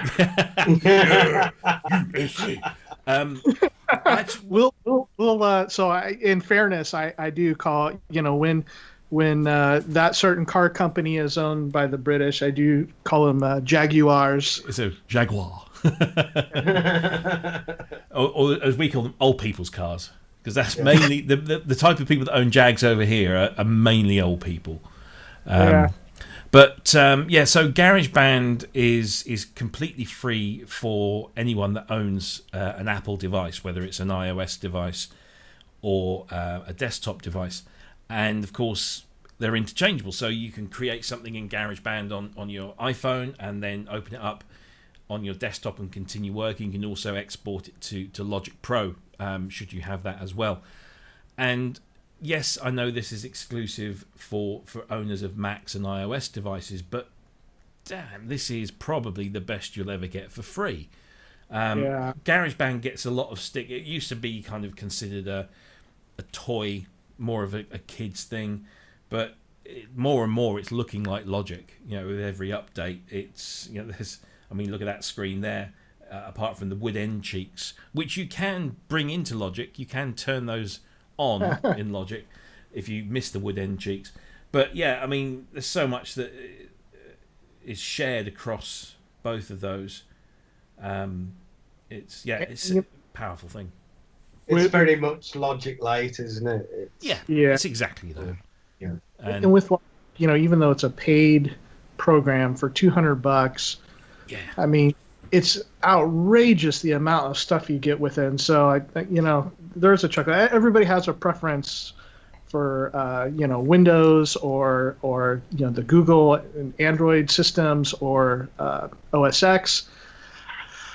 And usually the criticism, of course, is that, well, OS X, Apple hardware costs so much, and it does cost, depending on what you get. I think some of the stuff is pretty reasonable. Other things are a little overpriced. Monitor stands, but Mac Pro. yeah. But one of the things is that you make up for so much of it with some of the software that they have, and Logic Pro is one of those situations where, man, you don't really need much. You just have Logic Pro, and you're making great albums. Yeah. And I kind of have a good chuckle at myself for buying so much stuff. It's like, Logic's this or that. It sounds pretty good. Yeah. And Wagyu just mentioned in the chat room, of course, you mustn't forget Rose Garden for Linux machines, which I remember dabbling with many years ago. I went through this phase of Linux. I went and downloaded virtually every distribution of Linux there was, just because it was free and I could try that. And there was music distributions that had been built focused on music production, and there was graphic editing distributions, and I remember playing with Rose Garden thinking it wasn't a patch on Cubase, which was what I was using at the time, but it certainly looks pretty comprehensive now. It looks a lot like Cubase on those screenshots. Yes, well, I guess that's the standard, isn't it? That everything's based on. Yeah, it looks like an old Cubase though. Yeah. Yeah. But then this is what you get when it's kind of open source and nobody's getting paid to do this. They're doing it for love. Anything? Have we missed anything? Have we covered everything on everyone's lists? Anything else you want to add in? Let's see here. I think we hit about everything, at least everything on my list. I was going to mention this. Sorry, Ben. I was going to mention this one, UVI's workstation, which is completely free and very powerful because it has built-in effects and arpeggiators and stuff. And it used to come with a small library, but now it doesn't look like it does. So this is free, but you then have to pay for a library to use with it, which they start very reasonably priced. But I prefer this because there's no limitation like there is with Contact Player. This is their kind of Contact Player, and there's no limitation. If you buy a library that works in Falcon, it will work in this as well, and there's no limit. But yeah, sorry Ben, I cut you off. I'm trying to find out what it's called. It's a cracking little idea. Non-lethal applications make it. That rings a bell. I can't remember what it's called, but it's a great idea. It's a VST plugin, so you can have a track in Cubase or whatever that you use. But with so many like hardware devices coming out now without memories on them, if you return to a song, you've got no idea what settings, and you just take a picture of it on your phone. It sends it from your phone to the plugin. And saves it in the song. So you load the song up. What was the MS-101 doing? What was the Pro one doing? Yeah. Oh, there they are. And you just set it the same again. I think it's such a simple idea. Yeah, absolutely. So useful. Yeah, and it's completely free. Yeah, I've got that. Yeah, there's something similar with Reason. There was a rack extension that allowed you to. It was like a notepad, and you could just type stuff in, so you could do that. So it wasn't pictures, but this is Snapshot 2 from Non-Lethal Applications, and it just you just take a picture and it saves it in there, which is great. So really, really simple but very useful idea. Very useful for all kinds of. A couple that were in here in the chat, SEO Head mentioned Klinghelm has some free plugins, and JP Page 2 RAUM or RAUM is another Echo that was free. Right. Okay. Scrolling through to see if we had missed any from the chat. Yeah. I saw one there. SEO Head. Yeah. Ardor. So Ardor is a really nice system, and it's multi-platform as well, Linux, Mac, and Windows, and is free of charge. However, if you want a really good version of it, it forms the basis of Harrison's Mixbus, which I think normally retails for about $89.99 or $99.99, but they often have it on sale, and they use it as a kind of something to draw you in because they want to sell you Mixbus 32C, which I think is their big thing. And Mixbus has this really kind of loyal following, particularly with people who are recording audio rather than not necessarily MIDI or stuff like that. That Harrison desk sound has apparently been well and truly captured. Again, I can't say yay or nay because I've never listened to a Harrison desk, but Harrison Mixbus. I'm trying to wouldn't it be great if, like, in your DAW you could load a plug-in desk instead of the default desk? Yeah. So you could have a Neve console if you were prepared to buy the plug-in, or you could have a TAC matchless or whatever. Yeah. That'd be quite nice. I know Propellerhead, or not Propellerhead, not called Propellerhead anymore, Reason Studios, their desk, when they eventually kind of caught up with the rest of the world, is modelled on an SSL and is supposedly very close to an SSL. Yeah. Not just in terms of the sound, but also visually as well. So if you're familiar with a an SSL desk. Mixbus. Here we go. Version 6. I bought into this about in version 3 because they were doing an offer, and it was just like it was stupid. It was either like $20 or free or something. And every time they update it, even though I have Logic and Reason as my main tools, I still get the upgrade to this, which cost me about $19, because it is actually a really nice system. It's a bit like Reaper. It's a slightly steep learning curve, but yeah, the standard version Mixbus is $89, and then you have get the page, the Mixbus 32C, which is their premium product, which takes the standard Mixbus and then just improves on it. Gives you the 32C parametric 4-band sweepable EQ and other bits. But it has a very loyal following, and a lot of custom plugins as well, based on their own hardware, which is nice to see. Yeah, there you go. Have we missed anything? Is that it? Probably a glaringly obvious one that everybody else. Well, do you know, before the show I actually opened up Logic and was going through every single one of my, and then I know Synth 1. We didn't mention Synth 1 because I thought one of you guys would mention Synth 1. Is this kind of free standard plugin, you know? I did mention DXEd or Dex, whatever. The same reason, because I knew you were going. But there are so it kind of pains me in a way, because when I was my son's age, 14, okay, so 1984, all I wanted to do was make music with synthesizers. That's all I wanted to do, and I couldn't. My school had a Korg 700S. That was it. Nothing else. No computers, no software sequencers, no hardware. That was it. So, and I was a 14-year-old. I'm on paper round money, and so I just, I smoked. So my money went on cigarettes. It didn't go on anything else. So, I just couldn't do it. And I just dreamed of being, one day being able to walk into a studio and use real proper gear. And now, you don't have to. And legitimately, I mean, 20 years ago, if you wanted to do electronic music on a computer, you could, but you'd still have to pay a lot of money, or you pirated the software. You got cracked software.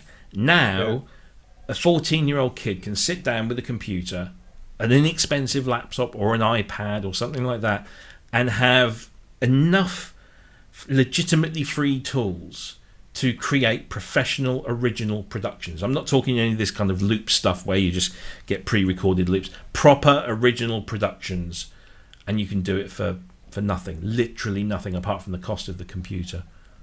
Didn't Moog release something free on the iOS? The Mini Moog. Yeah, I mean that's a cracker, isn't it? We totally forgot all the iOS stuff. Oh, we did. Yeah, we've not even touched that. I mean, that's probably a separate thing, but that is like a quality thing that's been released for free, isn't it? It's really good. It's insane that you can sit down and I sometimes have friends come up to me and say, "Oh, my kid's like really into music technology. He wants to do this. What do you recommend?" And it's just insane the amount of time I can spend. So, there's this and there's this and there's this. Whereas 20 years ago, you said, get ready to open your wallet because it's an expensive game. But there you go. What a world we live in. Right. So there you go. So that's our little kind of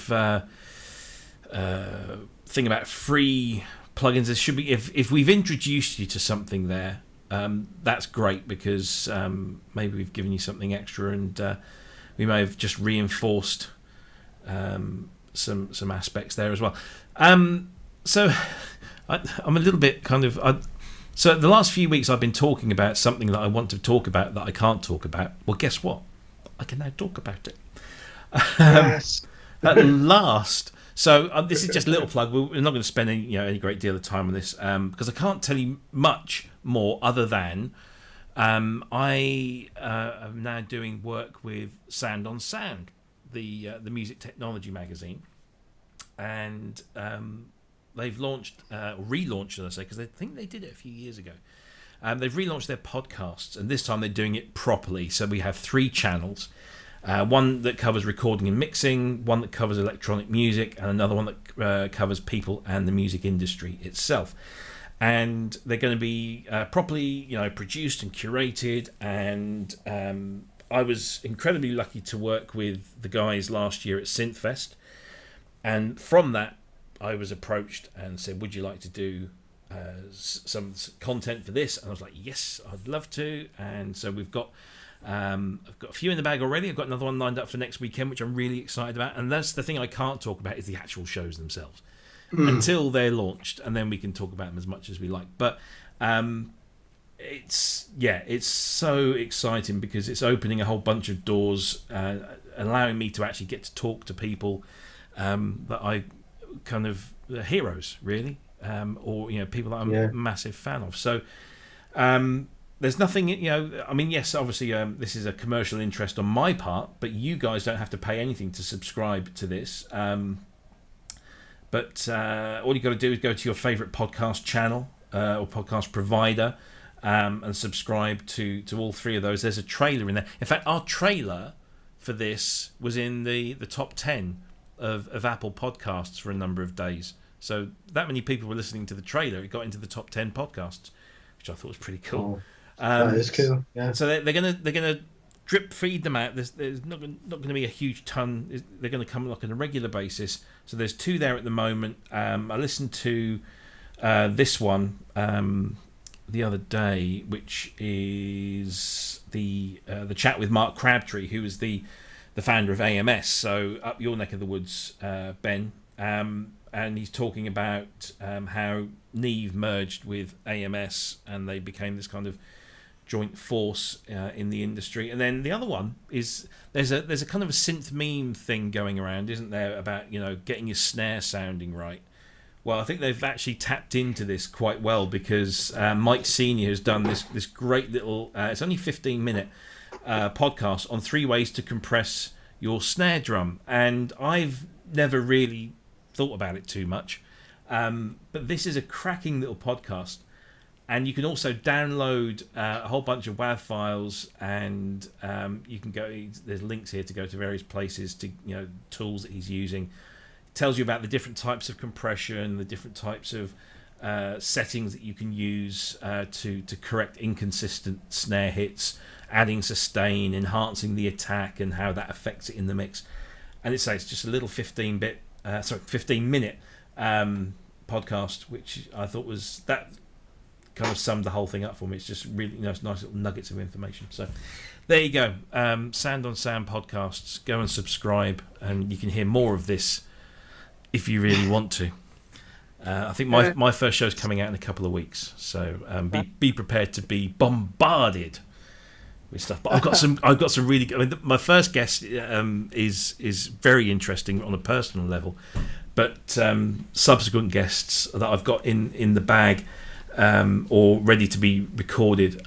Some very exciting people, so I'm really looking forward. There's one I love talking to him, but and he's somebody we all know, but I can't say. Not you, Ben. It's not me. Don't worry. It's not you. Don't worry. No. We're underselling it now. Yeah, yes. It's definitely not me. But if you have somebody. I'll tell you Somebody asked me if I'd be willing to clean Robbie's studio after the show. Like that was about the best offer I got from SOS. So if you have anybody, I'm just going to put this out there. If you have anybody that you would like me to talk to with regards to electronic music, synthesis, sampling, beat creation, all that kind of stuff, like Akai Dan, as Wagyu has just said in the chat room, I would actually like to talk to Akai Dan. But if you have anyone that you think might be, a good suggestion, let me know, because I want to cater to my audience, and you know how to get in touch. Anyway, that's SOS podcasts out of the way. Did we have anything else to? Yes, your drum software. Drum software. I can't remember what it was, but it was along the same lines as Drumagog. Yeah, it's the UVI drums where you do the Oh drum. yes. Oh, duh. Yeah. Hang on a sec. Let me go and get. Yeah. So this was it was released this week, wasn't it? So let me just call this up here. I haven't actually had a huge amount of time to look into this one. I kind of get what it does. So let me describe it like this. Go for it. This is for the person recording Def Leppard at home, and you want your very own Mutt Lange drum production kit. Right. Yeah. That might not make sense if you're not into Def Leppard, but who wouldn't be into Def Leppard? What sort of crazy people would they be?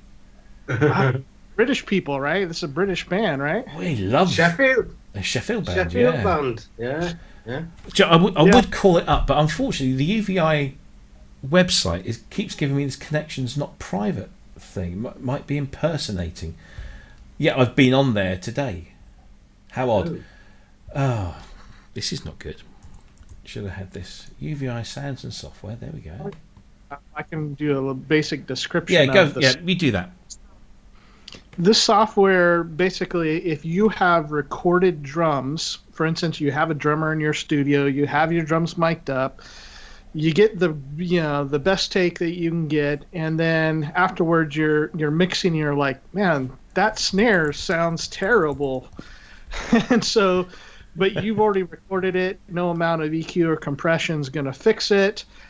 This is software which you're able to replace. It automatically detects all the transients and everything, and then you can go in and either using its own samples or your own samples replace drum hits, even polyphonically within your track to make it the tone sound better. So that's where it's kind of getting the Mutt Lange stuff. Mutt Lange would go in and take out some of the original stuff on, talking like Hysteria with Def Leppard. Think like bass and drums and replace them with different other, hardware, software stuff, samples and whatnot.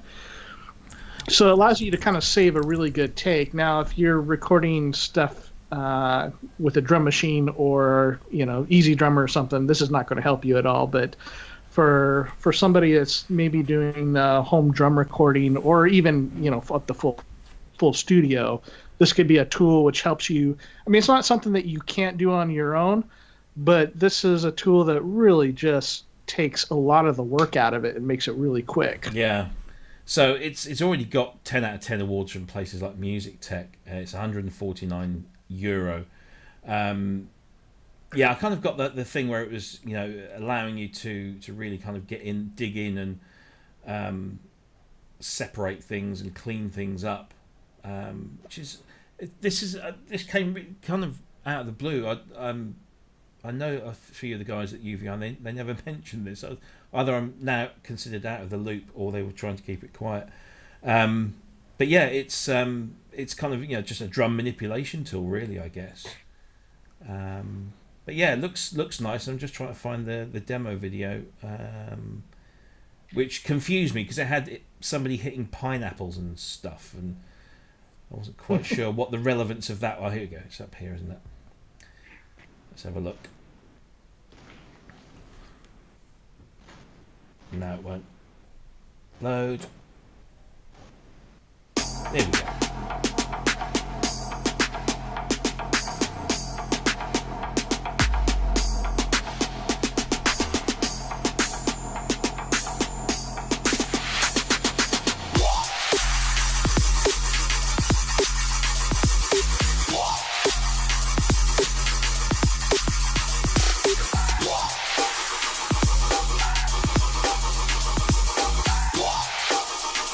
So yeah, I think that gives you an idea. You can go in, snare, kick, cymbals, hi-hat. You can do all sorts of stuff just by cleaning it up and messing around with it.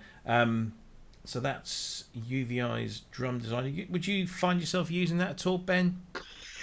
I wouldn't have any call at all, really, to use this now because I never record any any live drums, but I have in my time with when I used to own my own recording studio, I have had some pretty disastrous drum recordings that very, very difficult to rescue, you know. And this does it, doesn't it? It literally takes the rhythm kind of feel of what's been played, but replaces the well, it's a turd polisher, isn't it? Yeah, That is this. That's pretty much it. Yeah. It's that looks interesting. I mean, so I'm not entirely sure I would use anything like this myself. I either use, I construct because I'm a drummer. I construct pretty much all of my drum tracks myself, and I'll use something like, I'll either use a synthesized or sampled drum kit, electronic drum kit or something, or I'll use Superior Drummer. And if you've got something like Superior Drummer, then you just don't need anything like this because everything is in there. The amount of detail that Superior Drummer gives you in terms of the control over every single aspect. You can play something as long as you've got the groove and the feel in there, and then you can just mess around with the sounds and the drums. You can change everything, stack things, layer things, remove things. It's just so good. I think the thing is with this is that it is so easy, isn't it? Yeah. I remember in 1987 we did this in Strawberry Studios with delay units. I think they might have been AMS delays, and we had samples in them, and we were triggering them from the tape. The tape was like doing, I don't know, but the tape was doing. Sending, well, it was just the audio. It was the audio, which was triggering the sample, and so it can be done. But that was, I should imagine, I was 18 at the time, so I didn't really have a clue what was going on. But I should imagine that was quite difficult to do, for the full drum kit, and it was really just snare and kick that worked well. Hi-hats were a bit trickier because you got all that ambience in there. But things have come on so much that I suppose you've got like threshold levels, and you can hide some of that ambience, and the mic bleed from other nearby drums. They would trigger it, wouldn't they? Yeah. And this must have so much control and make it so easy.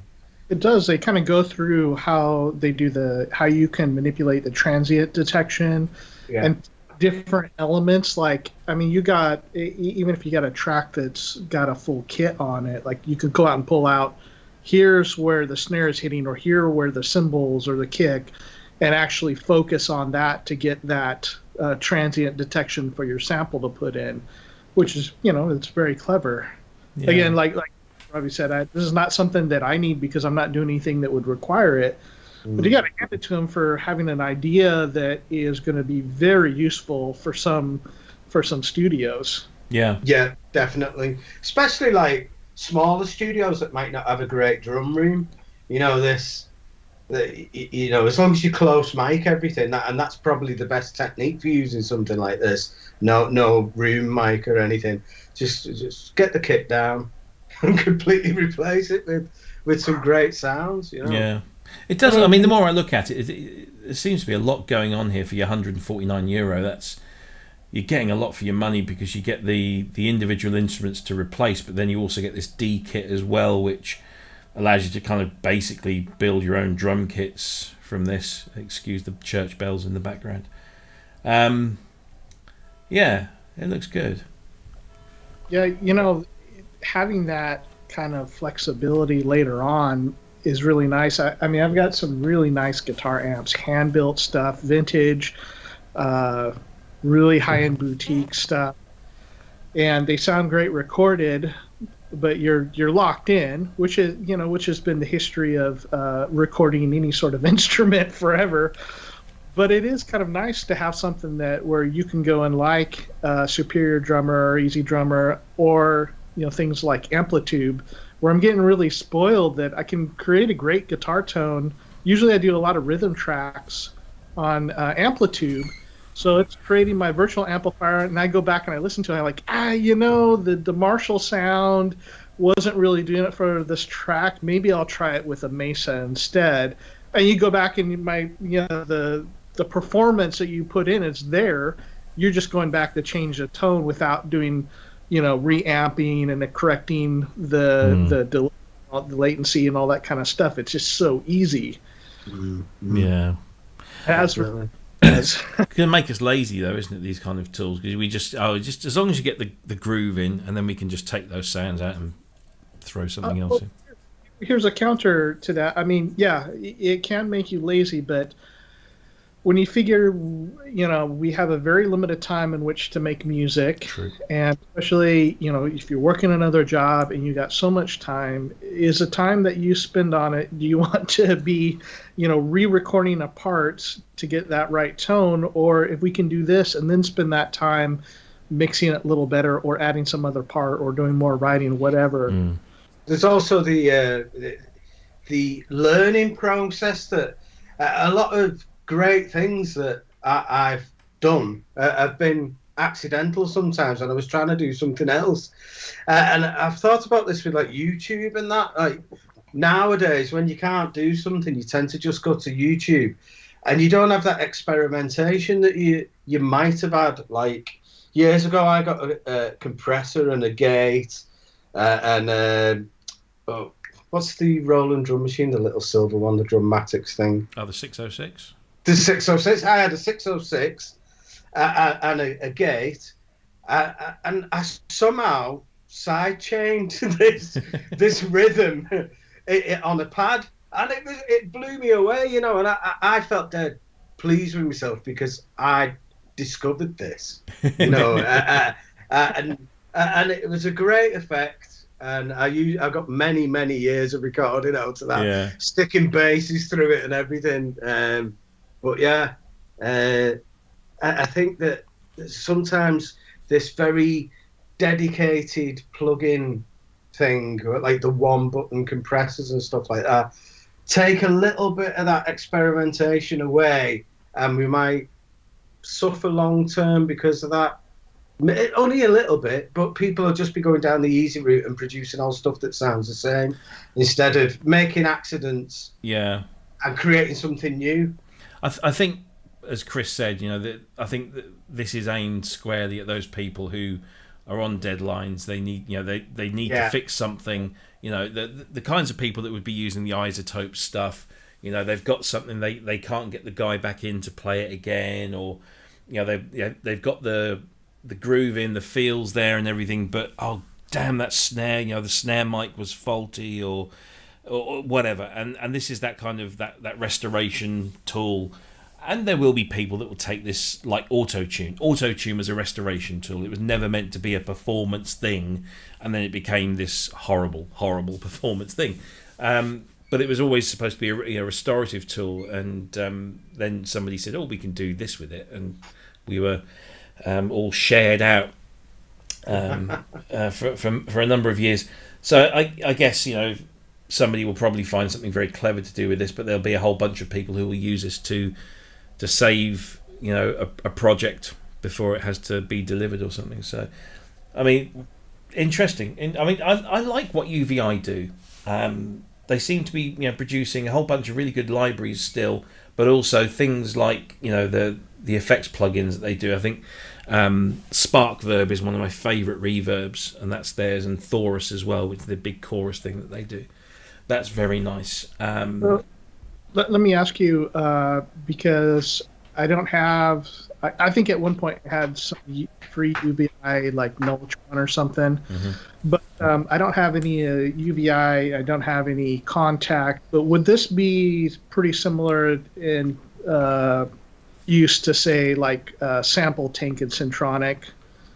Yeah. I think if you were to compare the bulk of UVI's stuff is vintage synthesizer sample libraries, and they have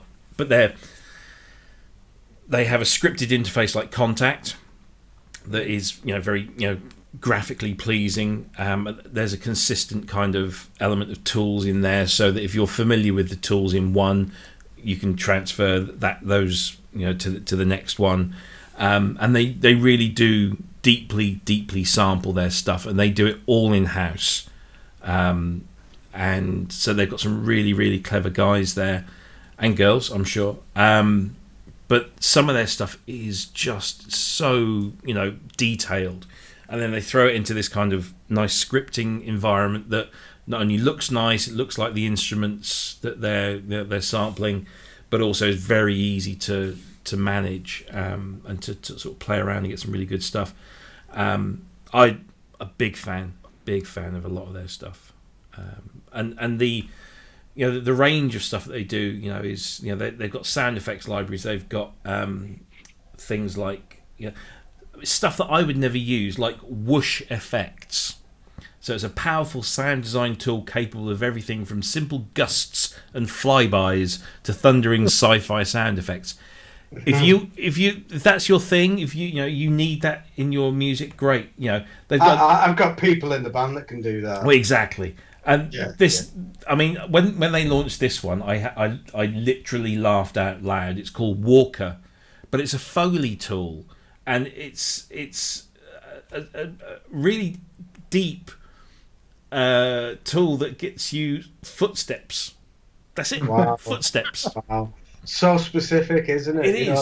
So some of these things. Yeah. And I am sure that if you're a Foley artist and this is your day job, and you maybe go-to that, it's a go-to. However, they also do this thing called Extreme Effects, which is only €99, which is a massive collection of all sorts of kinds of effects, from Foley effects, sound effects, atmospheres and stuff, street sounds, and that is really useful.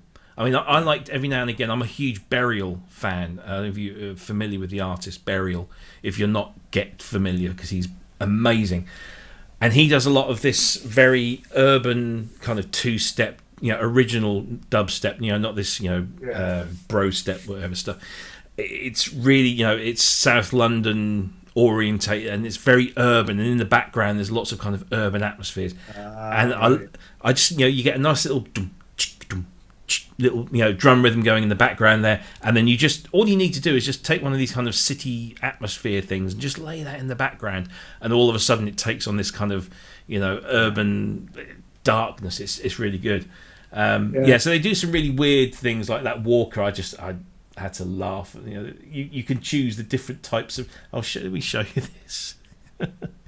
So you can choose. Not only can you choose the different types of mics, so U87s and stuff, but you also choose, whether it's barefoot, whether they're trainers, whether they're in heels, are they wearing jeans? So you get the thigh rubbing effect. Seriously, dress shoes, all sorts. You can even increase the levels based on the foot and the areas of the foot. So if somebody has a heavy like a heel, then you can increase the gain on the heel. I mean, it's super detailed stuff. Could you do it just on one foot though, like an orthopedic shoe kind of effect? I am sure you probably can, because there's going to be call for one-legged people, or people with artificial limbs, and it's just incredible. They've sampled and then they've thrown it all in there, and it's just shoes. So you can choose the different types of floor, the different types of shoes, and then the different types of clothing that's worn. Choose the color of the shoe, maybe. Well, they have a whole bunch of shoes in there, but I don't think you can actually change the colours. You got clothing. 8 material options, including jeans, cotton, leather with metal, because there's a distinct difference. Polyester, raincoat, synthetic, and tweed. We started the show so well, I mean, I laugh at this, but you have to, as somebody that's got a passion for sampling, this is out there, but it's got to be applauded. It's great. That's got me thinking that thing though with feet, right? Going back to the previous one, the drum replacement thing. Yeah. If you got somebody tap dancing and got a recording of that, could you switch all the sounds for drums and hear this, to hear how accurate they are with the rhythms, with the feet and that? You'd probably understand it a lot more on a drum kit, wouldn't you? Yeah. That'd be cool, that. To Yeah. turn a tap dance into a drum solo. I mean, I'm sure there's Foley artists everywhere saying, "Oh, you'll never never change the real thing," but yeah, auto scuff.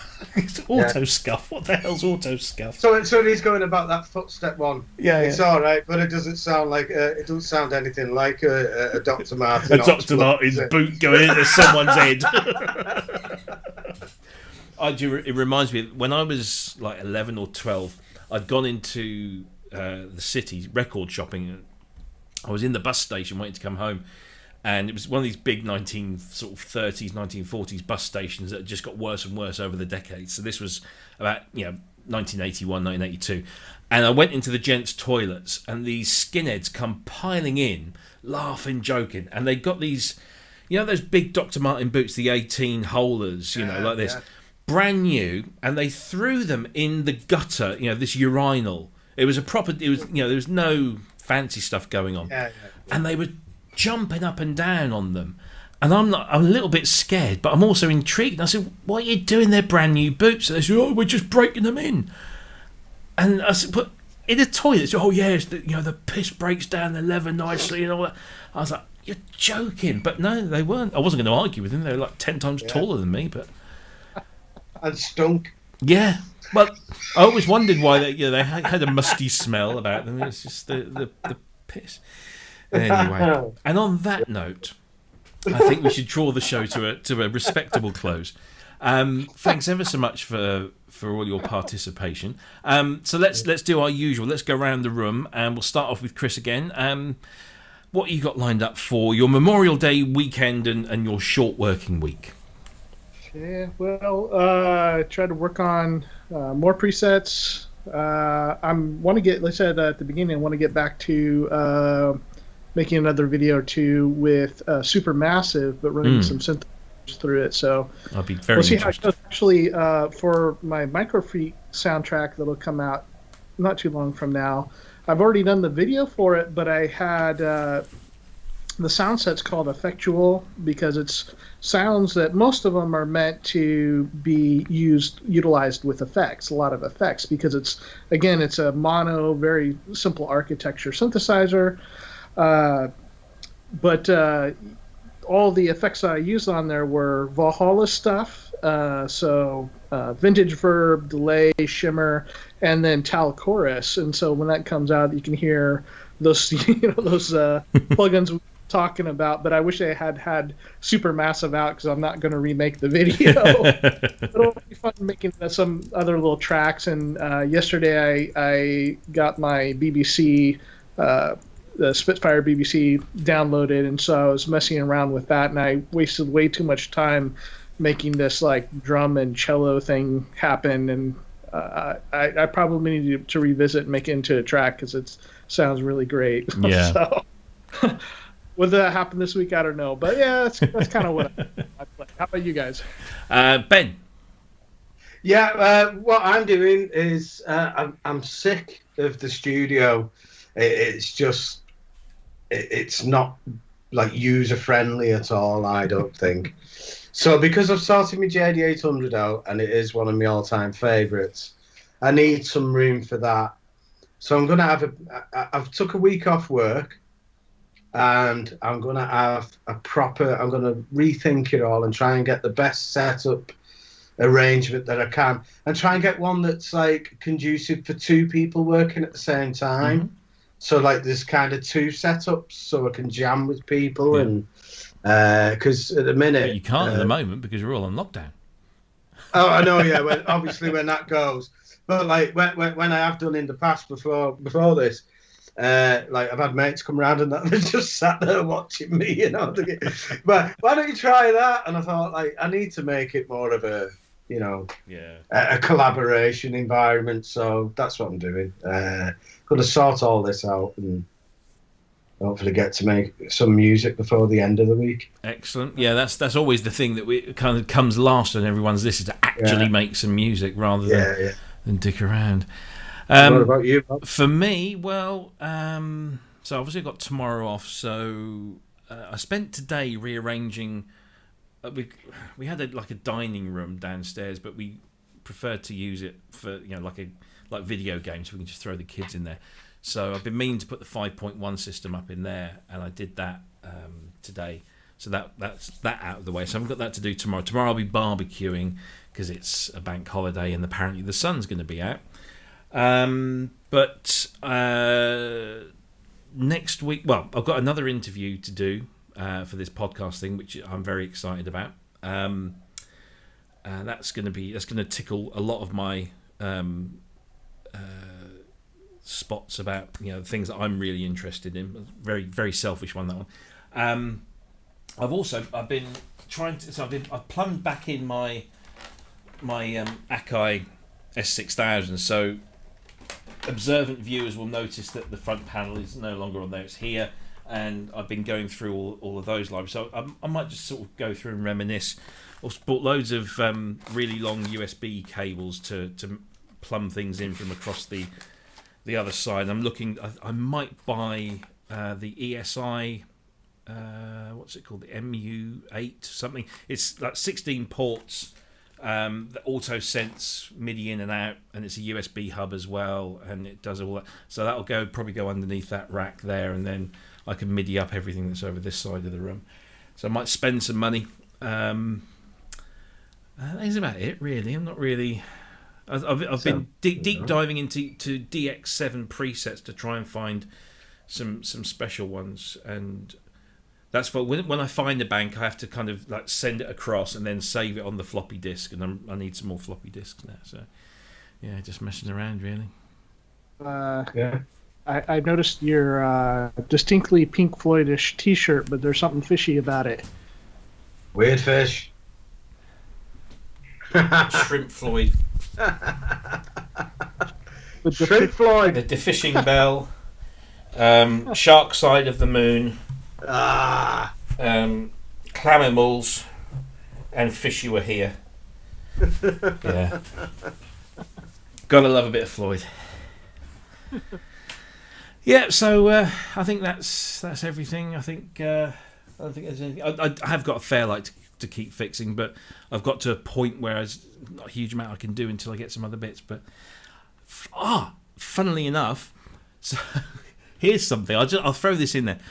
Have you ever had an instance where somebody well-known, some musician, has offered their version of events for something that's kind of historically well documented, and it differs from the accepted version of events? Like what happened was Del Palmer, who used to be Kate Bush's main man in the band and also partner as well, posted a picture of some Fairlights on his page on Facebook, and a friend of mine who also owns a Fairlight said, "Oh yes, we loved the way you used the Series 2 on Hands of Love." And Del comes back and says, "We never used the Series 2 on Hands of Love. We used the Series 3." And I'm like, "No, it was the Series 2." And so I kind of had this like really kind of conflicting thing. Do I? I've researched this. I know, I'm pretty sure it was a 2, but then he was there. Yeah. And so I spent hours. Going through stuff, and I'm pretty certain it was the Series 2. Not that it makes any blind bit of difference to most people, but it really kind of like, oh, did I get that wrong? Anyway, as it turns out, Del said, "Oh, I'm sure." She said, "Trust me, it was a Series 3," and I'm like, "Okay, well, I'm not gonna get into an argument. It's just not worth it." A couple of hours later, he says, "So how much do Fairlights sell for these days?" And so I gave him a ballpark figure of a fully restored one, and he says, "Give me a call when that next one's up for sale." So through that, I've probably sold another Fairlight to someone who is incredibly well known for using one. So that's quite interesting. That is cool. But I had this conflict, and I thought, no, I need to put you right, but I can't because you actually were there. But yes, anyway. Many legends like that. If you want one of the really big ones, start talking about Eddie Van Halen's Magic Marshall, right? If it was modified and what were the mods and all that kind of stuff, and people will go crazy nuts. that stuff. It's funny because I've had conversations with Peter Vogel, for example, and I've seen there's an interview with him and Kim Ryrie, his partner at the time, in Fairlight, and even then in this interview, one of them's saying, "Oh, yeah, it went down like this," and the other one's going, "No, it didn't. That's not how I remember it." And it's funny because yesterday I was reading an article about false memories. How we are so adept at actually creating false memories that we are so convinced are true. It's just that our mind has made this up, from a combination of factors, and we've convinced ourselves that that was how it was, and it never was. And in actual fact, my first SOS podcast touches on that very thing about a version of events that was told to me one way, and I've been put straight by something. So yeah, there you go. There's a reason to tune into that one. Anyway, that's enough plugging. Definitely. Shameless plugging. Thank you to everyone in the chat room, by the way. We didn't really kind of give you lots of shout outs. Wagyu, Azio Head, the usual suspects are there. JPP, Age 2. You have to tell us how to pronounce that properly. Is it Japage 2 or something? I don't know. Native VS as well, and Torsten was here when we had Inky and a whole bunch of others in there. Please, guys, thanks ever so much for coming. Share this around. Let other people know. Anyone that else is interested. We want to get more people watching this if possible, and spread the word. And maybe we can then invest in better gear to do better things. Who knows? Better lighting apart from this thing that I have. See that? It's a great little thing. This. Oh, I'll probably wreck the joint. Little LED thing. But it's kind of unidirectional. I need one of those ring lights, Yeah. But then I'm getting very vain. Anyway, so yeah, thanks to everyone in the chat room. Your contribution is always welcome, and it makes the show what it is. So thanks ever so much for that. And we will be back same time, same place next week, 8 p.m. UK, 12 p.m. Pacific. What's it? 5 p.m. East Coast. And 5 in the morning if you're in Australia. Sorry, Rands, but that's the way it goes. Struth, indeed. Anyway, thanks, guys. We'll see you next week. Take care. Bye-bye.